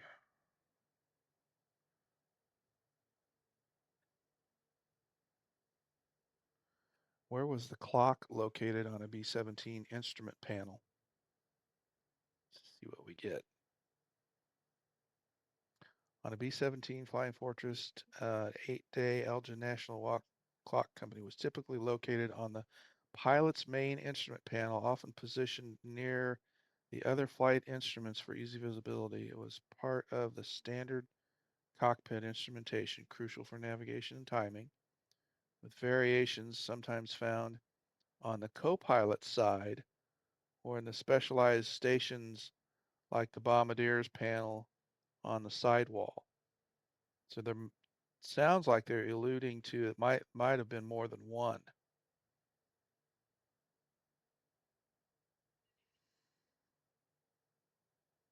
Pilot's panel. The main clock for the pilot was generally situated on the main flight instrument panel, frequently in the upper section for quick references.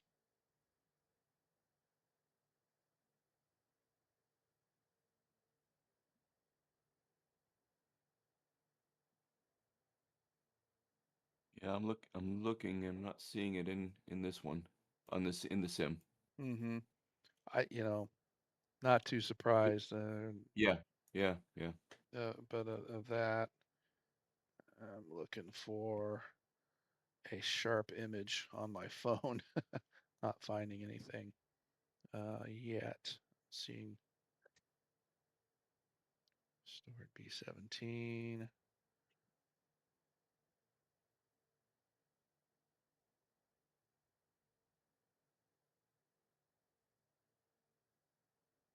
Okay. I'm seeing some replicas here.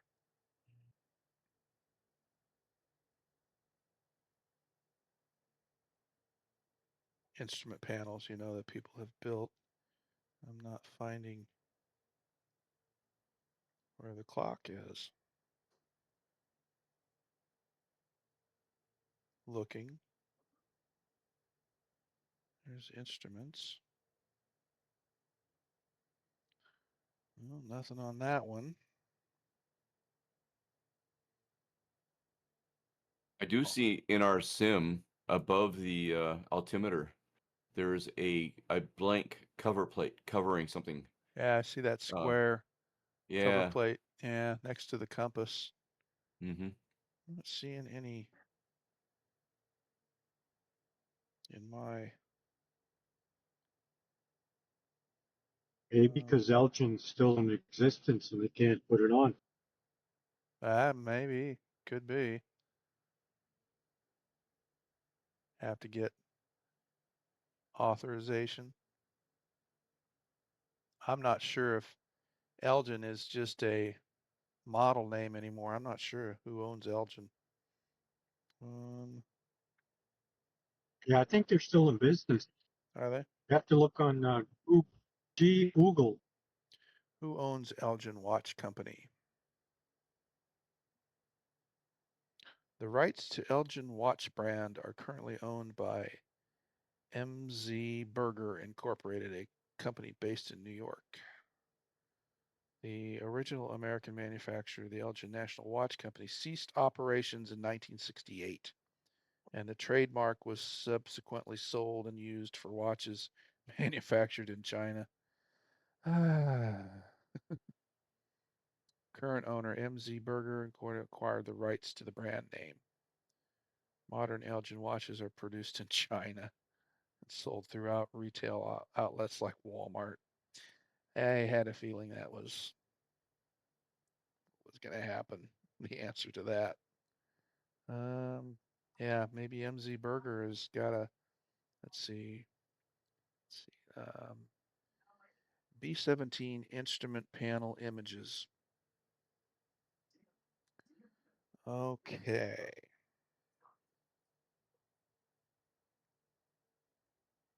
Doing all this on my phone, which is not the best.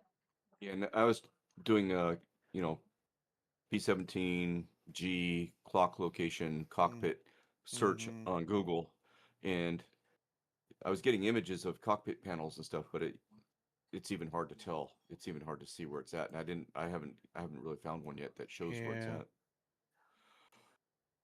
I have not either. Everything's in the way. Like the yoke and the wheel are in the way.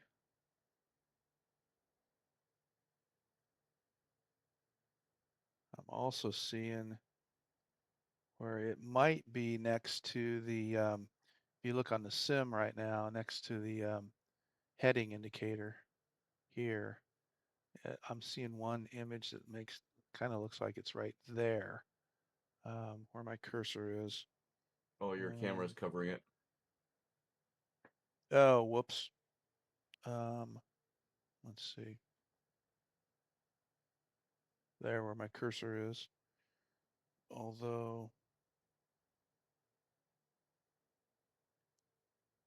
it's tough. The altimeter looks a lot like a clock. It does. On a co-pilot side, I don't think I'm not seeing it on the co-pilot side. Those are mostly engine instruments, temperature gauges.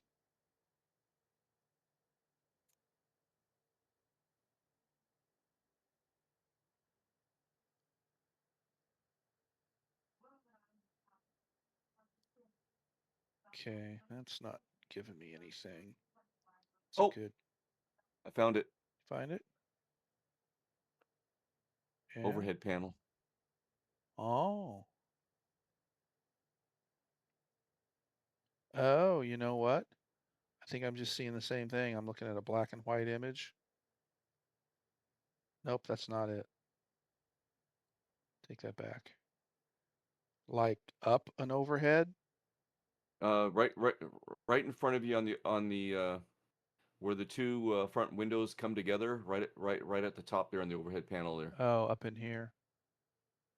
Just change your view to look up and to the right a little bit. Nope, up higher. Oh, Yep. right there. Yep, there it is. Yeah.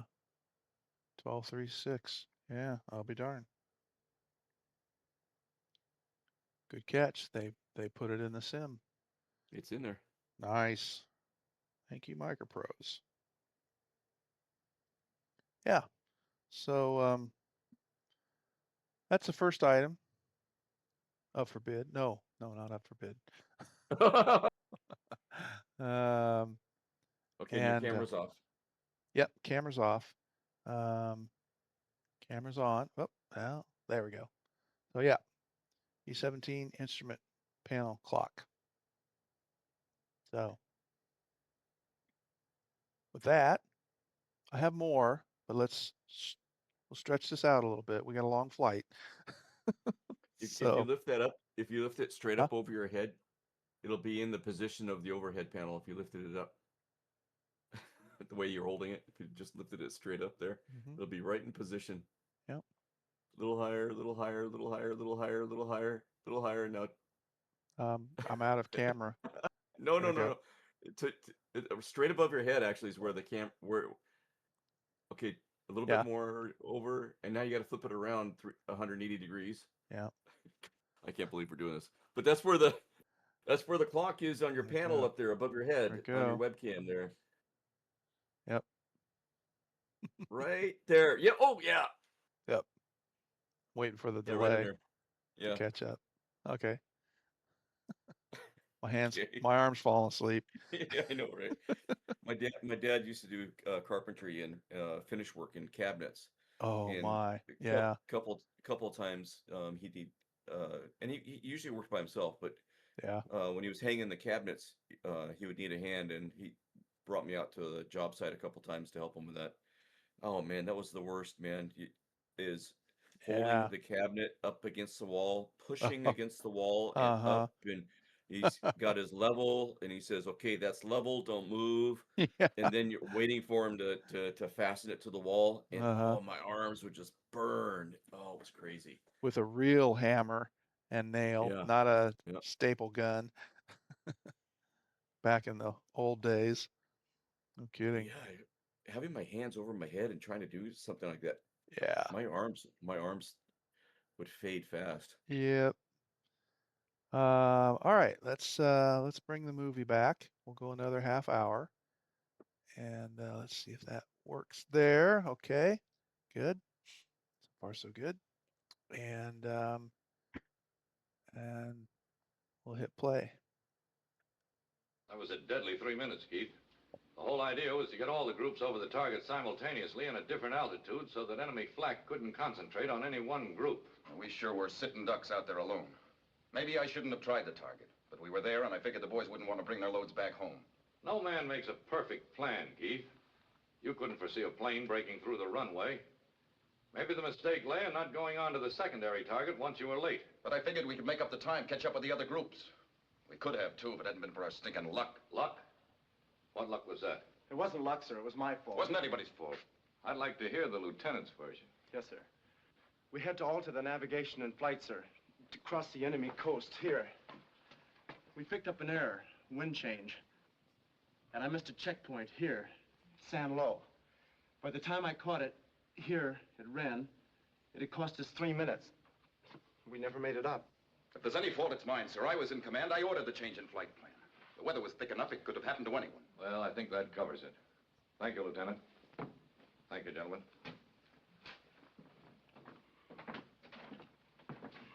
Zimmy. Yes, sir. It's okay. Don't worry about a thing.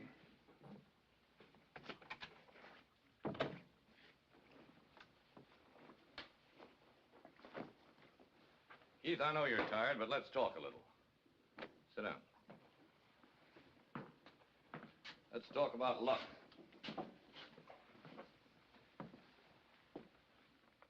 A pretty critical 3 minutes, Keith. 5 crews, 50 men.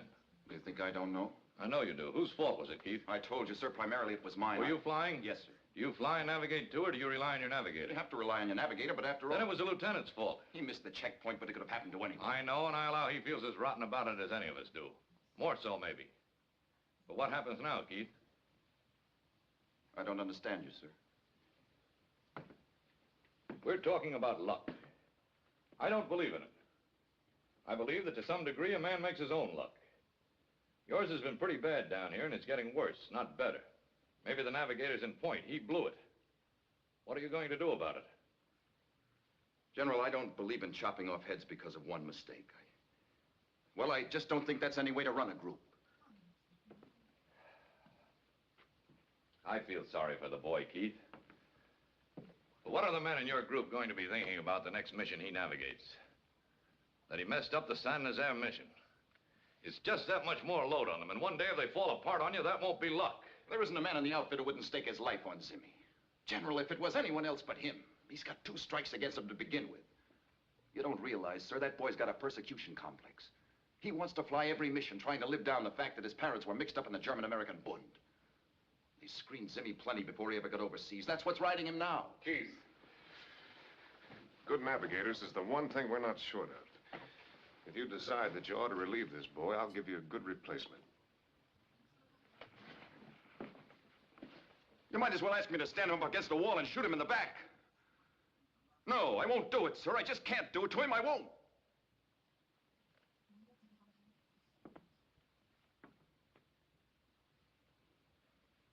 Keith, I want you to get to bed. Have the flight surgeon give you a shot that'll make you sleep 24 hours. I guess a man only has so much to give, and I guess you've given it.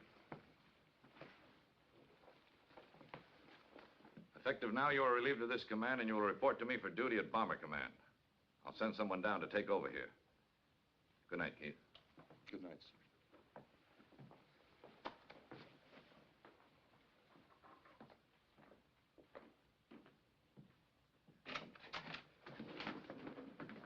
Major, the 918th will stand down until a new commanding officer arrives. Yes, sir.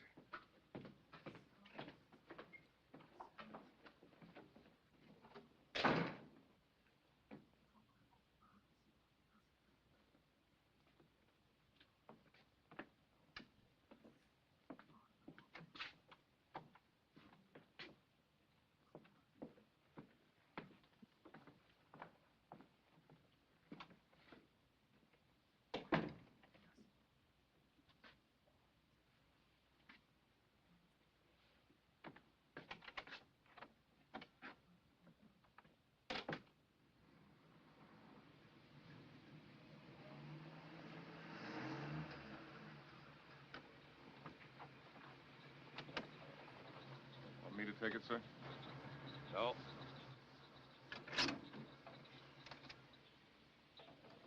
I want to talk, Frank.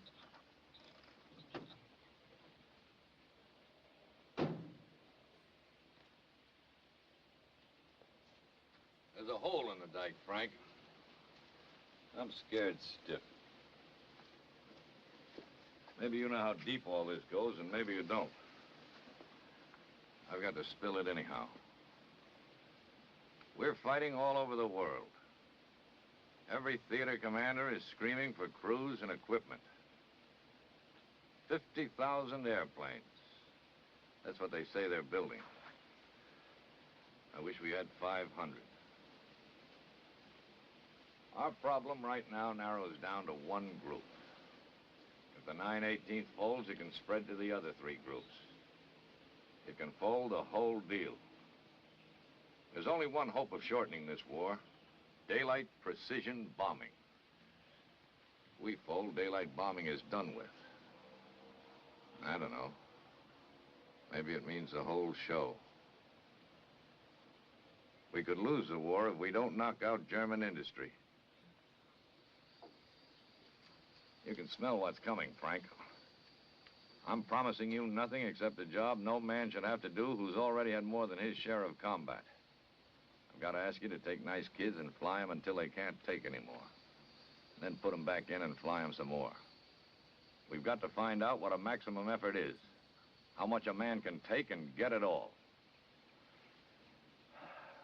I don't even know if any man can do it. That's what cracked Keith. What time do you think you can get down there tomorrow? Early, I guess. No squawks? Pretty hard to have one, the way you put it. Thanks, Frank.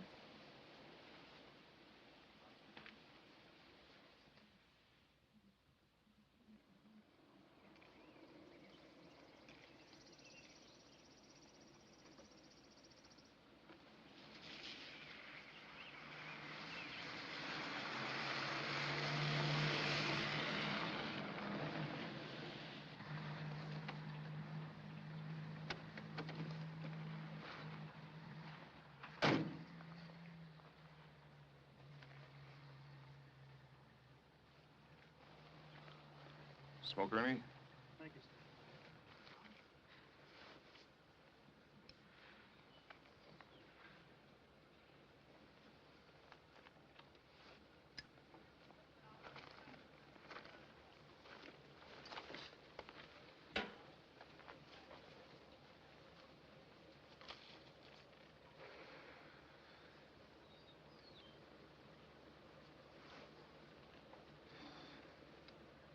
All right, Sergeant.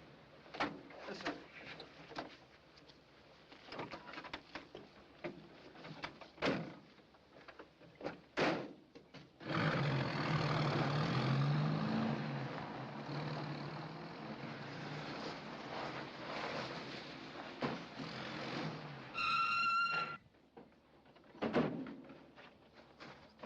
You know me, soldier? No, sir. Then why are you admitting me to this station? I saw it was a staff car, sir. Goering could have been in it. There's my AGO card. The general may proceed, sir. Soldier, this is a military post, not a zoo. From now on, you'll check everyone who enters, and without exception. Take a good look at me. If you or any man on this post passes me up again without saluting, even if I'm a block away, you'll wonder what fell on you. You might pass that word around. Yes, sir.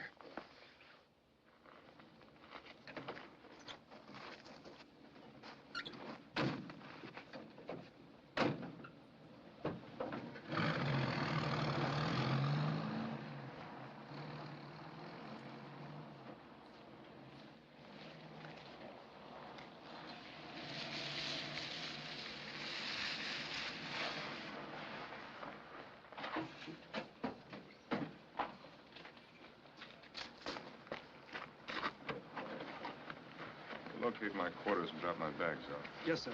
Good luck, sir. Thanks, Ernie.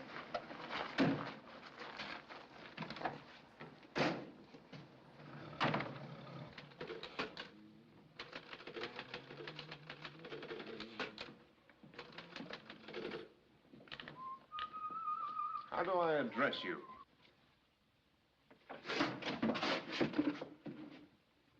I don't think I quite understand the General, sir. What's your rank? How am I supposed to know? Sergeant McElhenney, sir, U.S. Army Air Forces. It's Private McElhenney now. Where's the air exec? I don't think he's on the station, sir. He left right after Lieutenant Zimmerman's funeral. Zimmerman? Yes, sir. Navigator, sir. What happened to him? Suicide, sir. Now, where's the ground exec? In the hospital, sir. Mumps. And the adjutant? I think maybe Major Stovall's at the officers' club, sir. Now, when you get your clothes on, find him.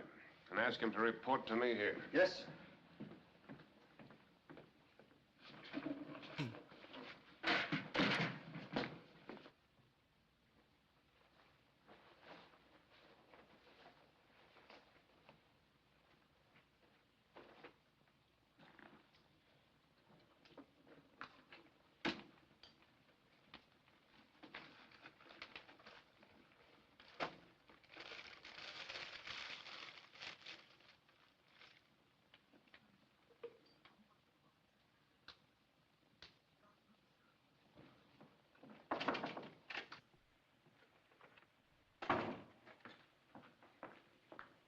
Major Stovall, sir, Group Adjutant. Yes, I remember you, Major. You the only one around? Probably, sir. I presume you've come down to take over the group. That's right. You've been drinking, Major? I have. It's the first time I've been drunk in 20 years. But it may not be the last. Where's the air exec? I don't know, sir. Whoops. It's only an opinion, but I think it's possible he may be drunk too, sir. I'll take straight answers, Major. Is he off the station? Yes, sir. Where? I don't know that, sir. Send the MPs out and find him and bring him to me under arrest.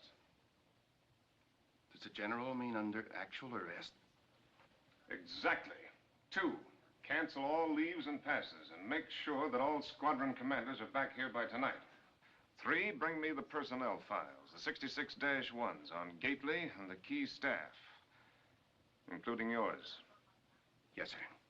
4, set up a meeting for all combat crews in the briefing room tomorrow morning at 0800. Is that all, sir? That's all. Yes,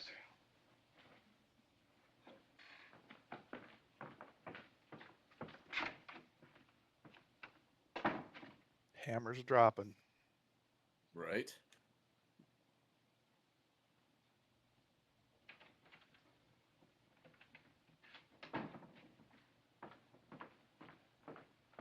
Colonel Gately is here, sir. Send him in. Yes, sir.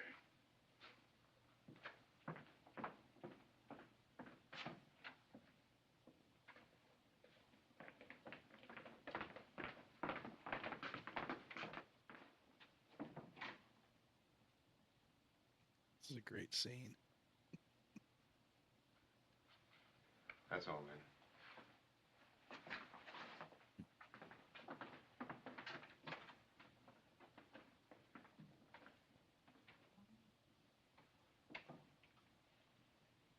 May I ask the General why I've been placed under arrest? No.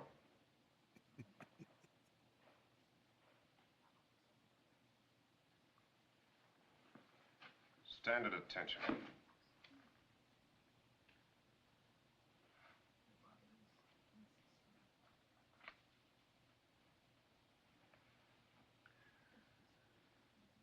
You're the son of Lieutenant General Tom Gately, aren't you?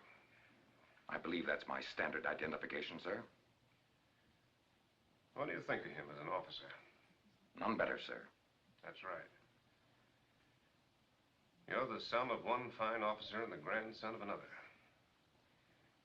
You're a graduate of West Point with 9 years' service.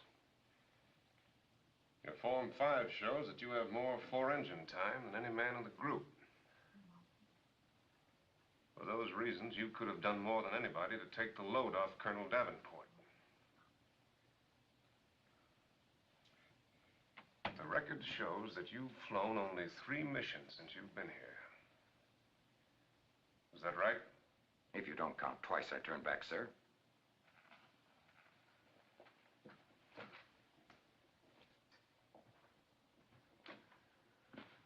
I take it that you don't even care about the part you had in breaking one of the best men you'll ever know. Add to it, as air exec, you were automatically in command here the moment Colonel Davenport left. And you met that responsibility exactly as you met his need. You ran out on it. You left the station to get drunk. Gately, as far as I'm concerned, you're yellow. A traitor to yourself, to this group, to the uniform you wear. It would be the easiest course for me to transfer you out. To saddle some unsuspecting guy with a deadbeat.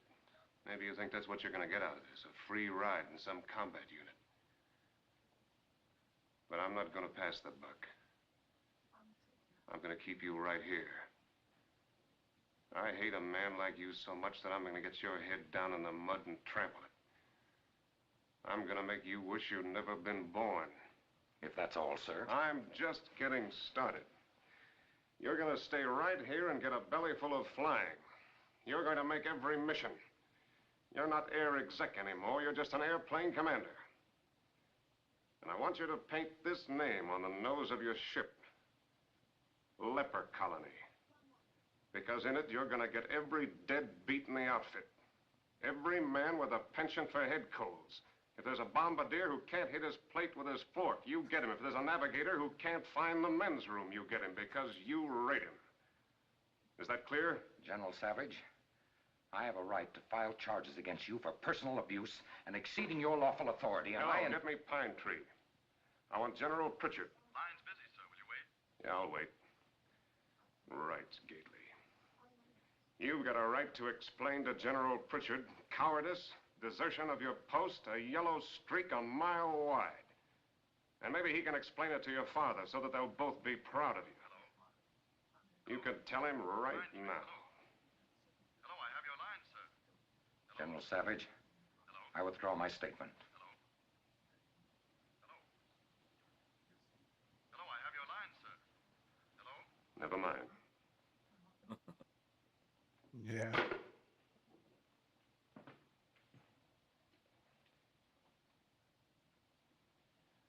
That's all then.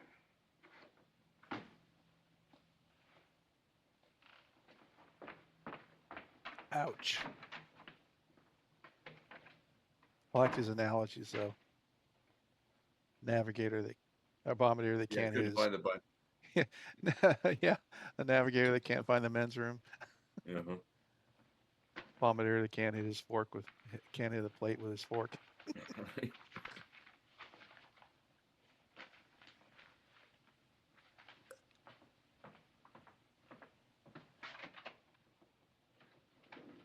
Cut an order relieving Colonel Gately as air exec. Yes, sir. Anybody else, sir? I'll let you know, Major. There's one file there, Cobb, Squadron Commander. Shows a good record in the air. What are his personal qualifications? I'm sure the General will be pleased with any selection he makes from the group. Thanks for the help, Major. I'll be around the station. Yes, sir.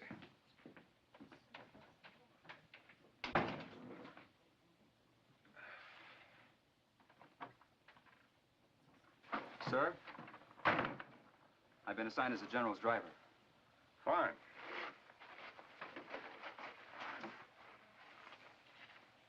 Aren't you the clerk that I saw? Yes, sir. Private McElhenney, sir. General officers rate sergeants as drivers. Better put those stripes back on. Yes, sir. Under the apple tree with anyone else but me. Anyone else but me. Anyone else but me. No, no, no, no. Beer. Under the apple tree with anyone else but me. So I come marching home. Don't go walking down Lover's Lane with anyone else but me. He's gonna get the cold shoulder from everybody. Kinda.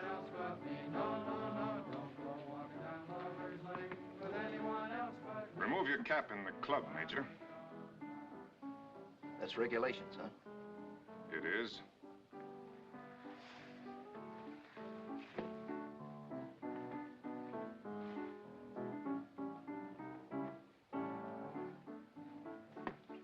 Have another, Major Cobb. Scotch. Cobb, got it. A regulation against buying my own, is there? That's right.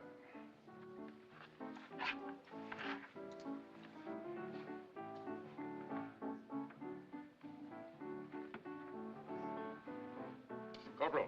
Yes, sir. This bar is closed for tonight, and until further notice. Ouch. Another hammer drops. Good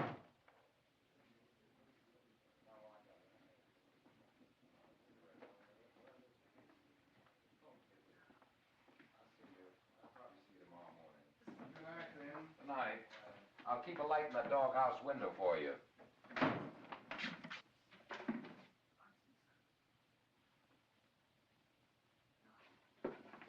Uh-oh.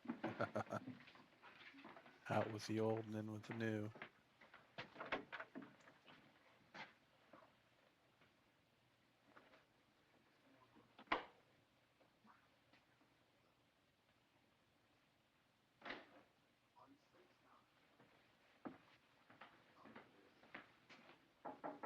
Come in.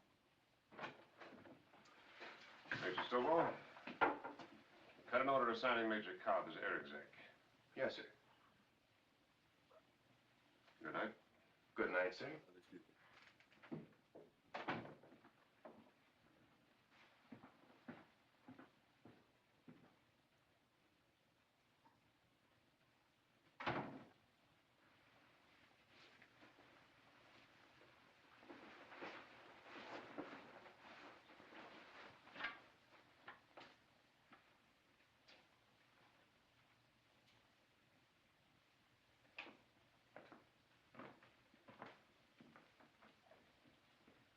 Yeah, he left the boots.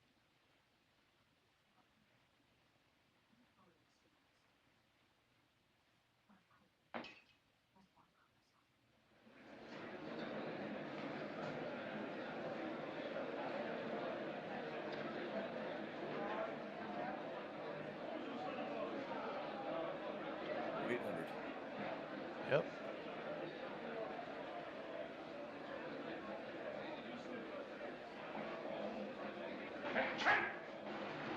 Right on time.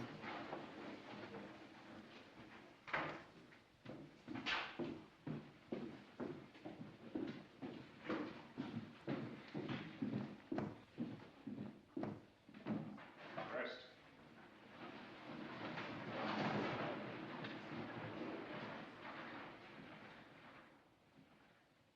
There'll be a briefing for a practice mission at 1100 this morning. That's right, practice. I've been sent down here to take over what has come to be known as a hard luck group. Well, I don't believe in hard luck. So we're going to find out what the trouble is. Maybe part of it's your flying, so we're going back to fundamentals. But I can tell you now one reason I think you've been having hard luck. I saw it in your faces last night. I can see it there now. You've been looking at a lot of air lately. You think you ought to have a rest. In short, you're sorry for yourselves. Now, I don't have a lot of patience with this what are we fighting for stuff. We're in a war, a shooting war. We've got to fight. And some of us have got to die. I'm not trying to tell you not to be afraid. Fear is normal. But stop worrying about it and about yourselves. Stop making plans. Forget about going home. Consider yourselves already dead. Once you accept that idea, it won't be so tough. Now, if any man here can't buy that, if he rates himself as something special, with a special kind of hide to be saved, he'd better make up his mind about it right now. Because I don't want him in this group. I'll be in my office in 5 minutes. You can see me there. Check!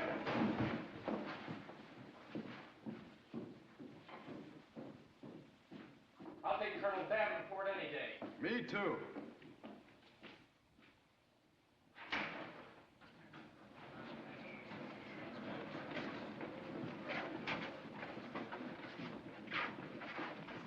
I'd better get over to the office, because the traffic is going to be pretty heavy.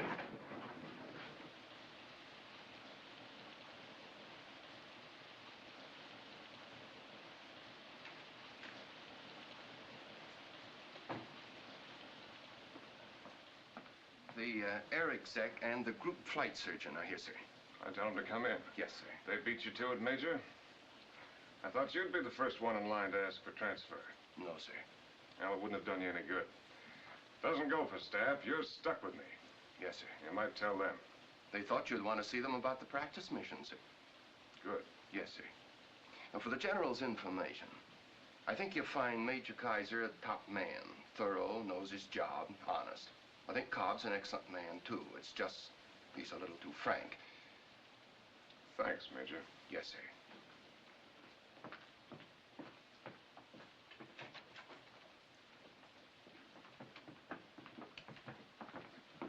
General, this is Major Kaiser. I'm glad to see you, Doc. And I think you met Major Cobb. Indeed I have.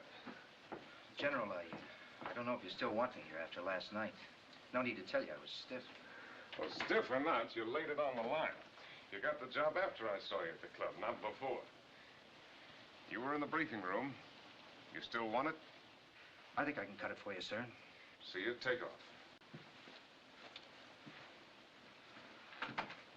Now, what about crew availability, Major? We have a very critical morale problem, General. You gave them the shock treatment this morning, a bucket of cold water. I take it that's the key in which you want me to approach the problem as to how much stress they can take. If a man is physically capable of handling his airplane, he goes. Well, that's definite enough. But some things can't be accomplished just by issuing an order. Have you seen the sick reports? Yeah, I've seen them. Our sick reports indicate something else to me. Besides the normal stress of a lot of flying, these men have had the breaking up of a strong personal attachment. They were devoted to Colonel Davenport. He was the main thing they had to hold on to. You suggest a treatment? Yes. Ease up. Give them a chance to get used to you. No, Major. For two reasons. First, there isn't time. Second, I can't enter a popularity contest with Keith Davenport. I'd lose that one. And one more thing. I think they're better than that. All right, sir. That's it. Lieutenant Bishop to see you, sir. Bishop? Bishop, who's he? A pilot, sir. Well, yesterday a recommendation for the Medal of Honor for him was forwarded to you at Pine Tree. Oh, yes. Well, I'll see him in just a minute. Yes, sir. I think I know how deep the problem is here, Major. And I'm convinced that the one thing that'll solve it is pride. Pride in this group. The kind of pride that'll make it the last thing a man wants is to be left on the ground. And that's my job, not yours. Paint it with iodine and mark 'em duty, Doc. Yes, sir.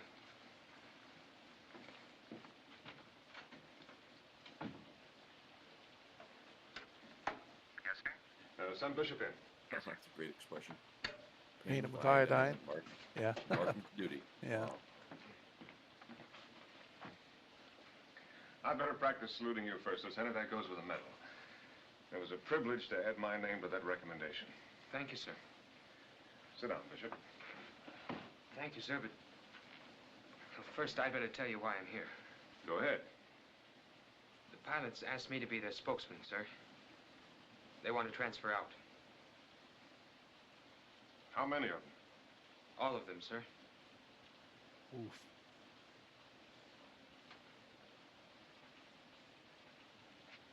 Oh, Well, I can see why they sent you, Bishop. You make quite a spokesman. Have you thought this out? You're sure that's the way you feel? I think so, sir. All right, that's it. Tell them to put their request through channels. Meanwhile, they fly. That's all then? Yes, sir.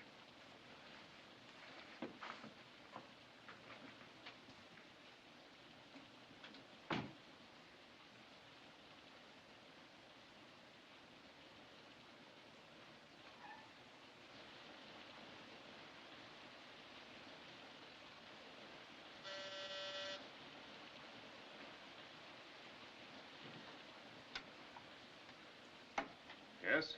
I just made some coffee, General. Thought you might like some. Shall I bring it in? Thanks, Major. I'll come out there and get it.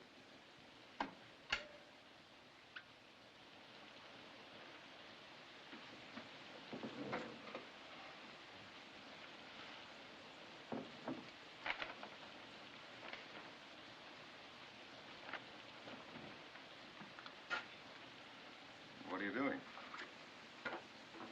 Personal effects of boys who got it to be sent to next of kin. I'm a little behind. I always write a letter. It takes time to screen the stuff pretty well. Might save somebody back home getting hurt unnecessarily. That's a tough chore. I don't envy you. How'd you happen to get into paperwork? Well, they didn't give me any choice. See, I'm a retread. I had my shot at combat, first war. So I kind of wanted to get into this one, but I guess they figured I was too old for anything but a desk. Maybe they were right.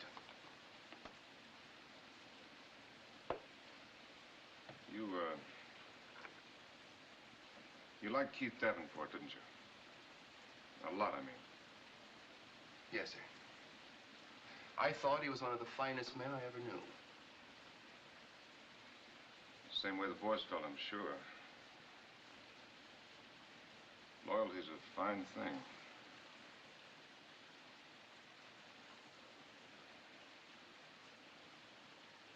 Well, thanks for the coffee, Major. General Savage, I'd like to tell you something else, I think. My plane's still flying, Phlox? Yep. I'm a lawyer by trade. Okay, I think I'm in I'm the good. truck. You just been to Home Depot When a with good me. lawyer takes on a client, he does Awesome. it because he believes in the client's case. And that's all that matters. When I came And it over to stops the England, I Wawa. took on my biggest client. That client is the 918th Bomb Group. I want to see my client win its case. Does that answer what you had in mind? On the button. What did you have in mind exactly? I need time before those transfers go through. I turned How on much time? Pocket As much Sky as to we can check, get. but I didn't see it. 10 days, I wanted anyway. to make sure. Well, it'll take those squadron adjutants at least 2 days to draw up all those requests. And let's see. I believe in thorough, methodical work, everything in order. I've got a good deal of stuff on my desk here, so it might be 3 days before I could get around to them. That's 5. Take a couple of days to check them. That's 7. Then those squadron adjutants are pretty sloppy sometimes, and I certainly don't want this group criticized for sloppy paperwork. Do you, General? Couldn't permit it. So my guess is every one of those requests may have to go back to the squadron adjutants to be done over. By the time I recheck them, it'll be 10 days anyway before they can be ready for signature.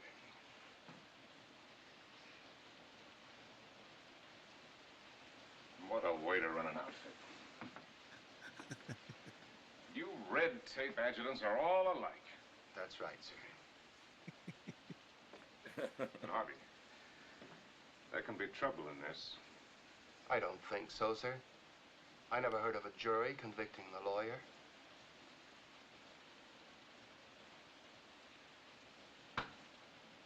Alliance is formed. Mm-hmm. We'll take a break there. Get back to looking at the... And the leper colony is formed also. Yes. Little background. I think it was a book, either that or the screenplay, was written by a couple of 100th Bomb Group veterans. One of them was a fellow named Bernie Lay, who flew with the 100th for a while. And a lot of these characters were based on real people either within the 100th or within the 8th Air Force Command. It was always thought that the general here, can't think of his name right now, was based on the real life general. His name, no, I want to say Hap Arnold, but that's not right. Can't think of the real life name of the guy right at the moment.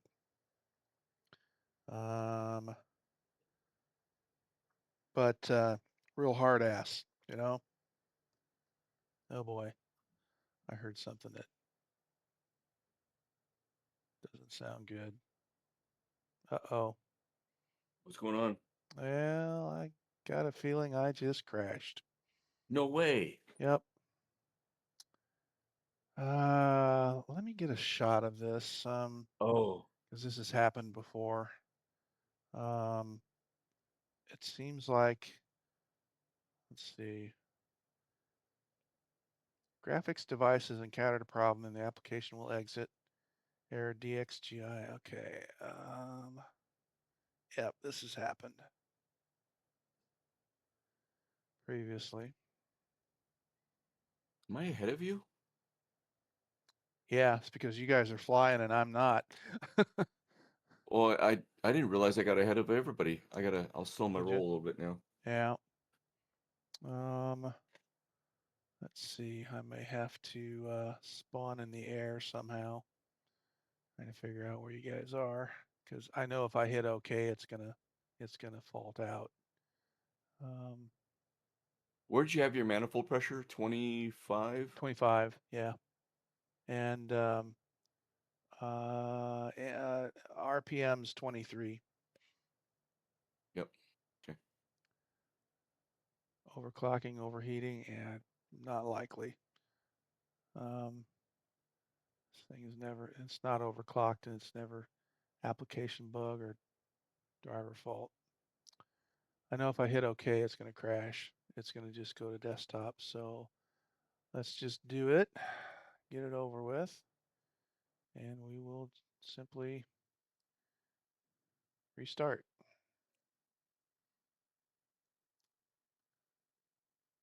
And that's little nap app having a fit about it. Okay.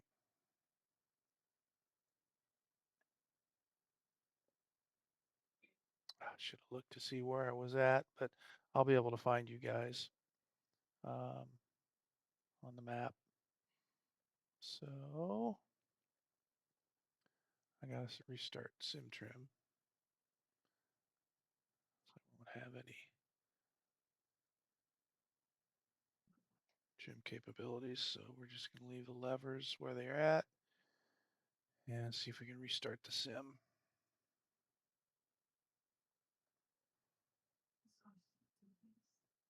Drat.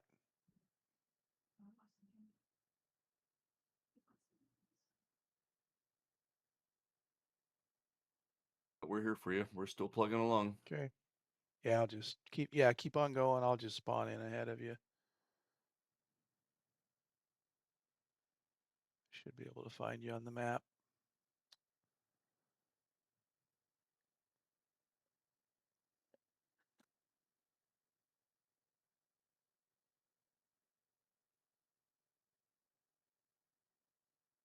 Yes, 12 o'clock high was loosely based on the hard luck group of the 100th bomb group.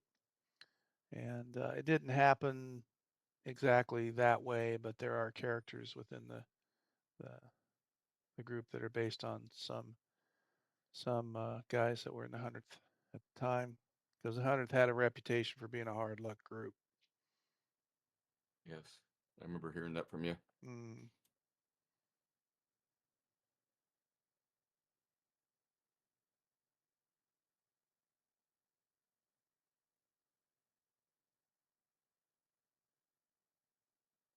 And they had a change in command. I never remember names, but the commander was there, placed there not too long before Dad got there, and he was all about flying training missions. Dad flew about a half a dozen training missions before his first mission. So 17. Now I gotta remember how to spawn in. You should be able to just click on one of us. Okay. Okay.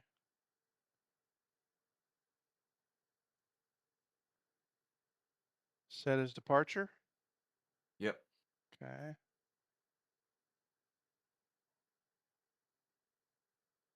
But it's got him at 1,100 feet. Oh, wait. Is there Do a your way flight to? plan first. I need a flight plan. Well, Okay. don't you want your? Yeah, I think you need to do your EFB now and get your flight EFB? plan going so that Okay. it'll work.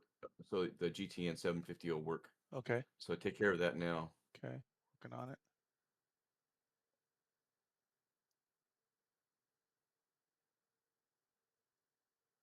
We can do that.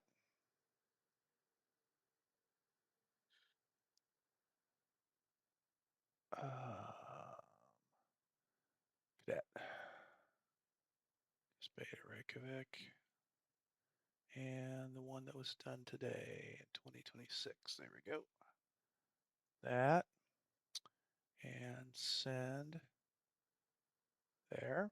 Okay, that's good. So let's take that away. And yet, let's see. But I want to spawn still on Lieutenant Bob. Hopefully it'll let you do it.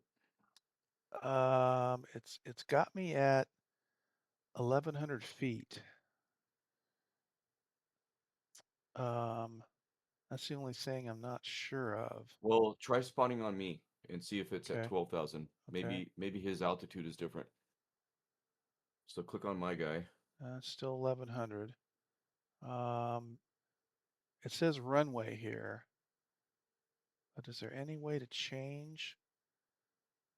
This should spawn you right at my altitude, right behind me. I'd Okay. go ahead and go for it and see Okay. see if it does it. Uh, This is how I spawn on you guys. Let me do one other thing. Flight conditions. Let's make sure we got live weather. Okay. And yeah, that's the other thing. I want to bring that back to about probably 1 o'clock. Saving back. I'm 1545 UTC right now. Okay. Close enough. So we're on Foxtrot. Okay, let's see what we got here.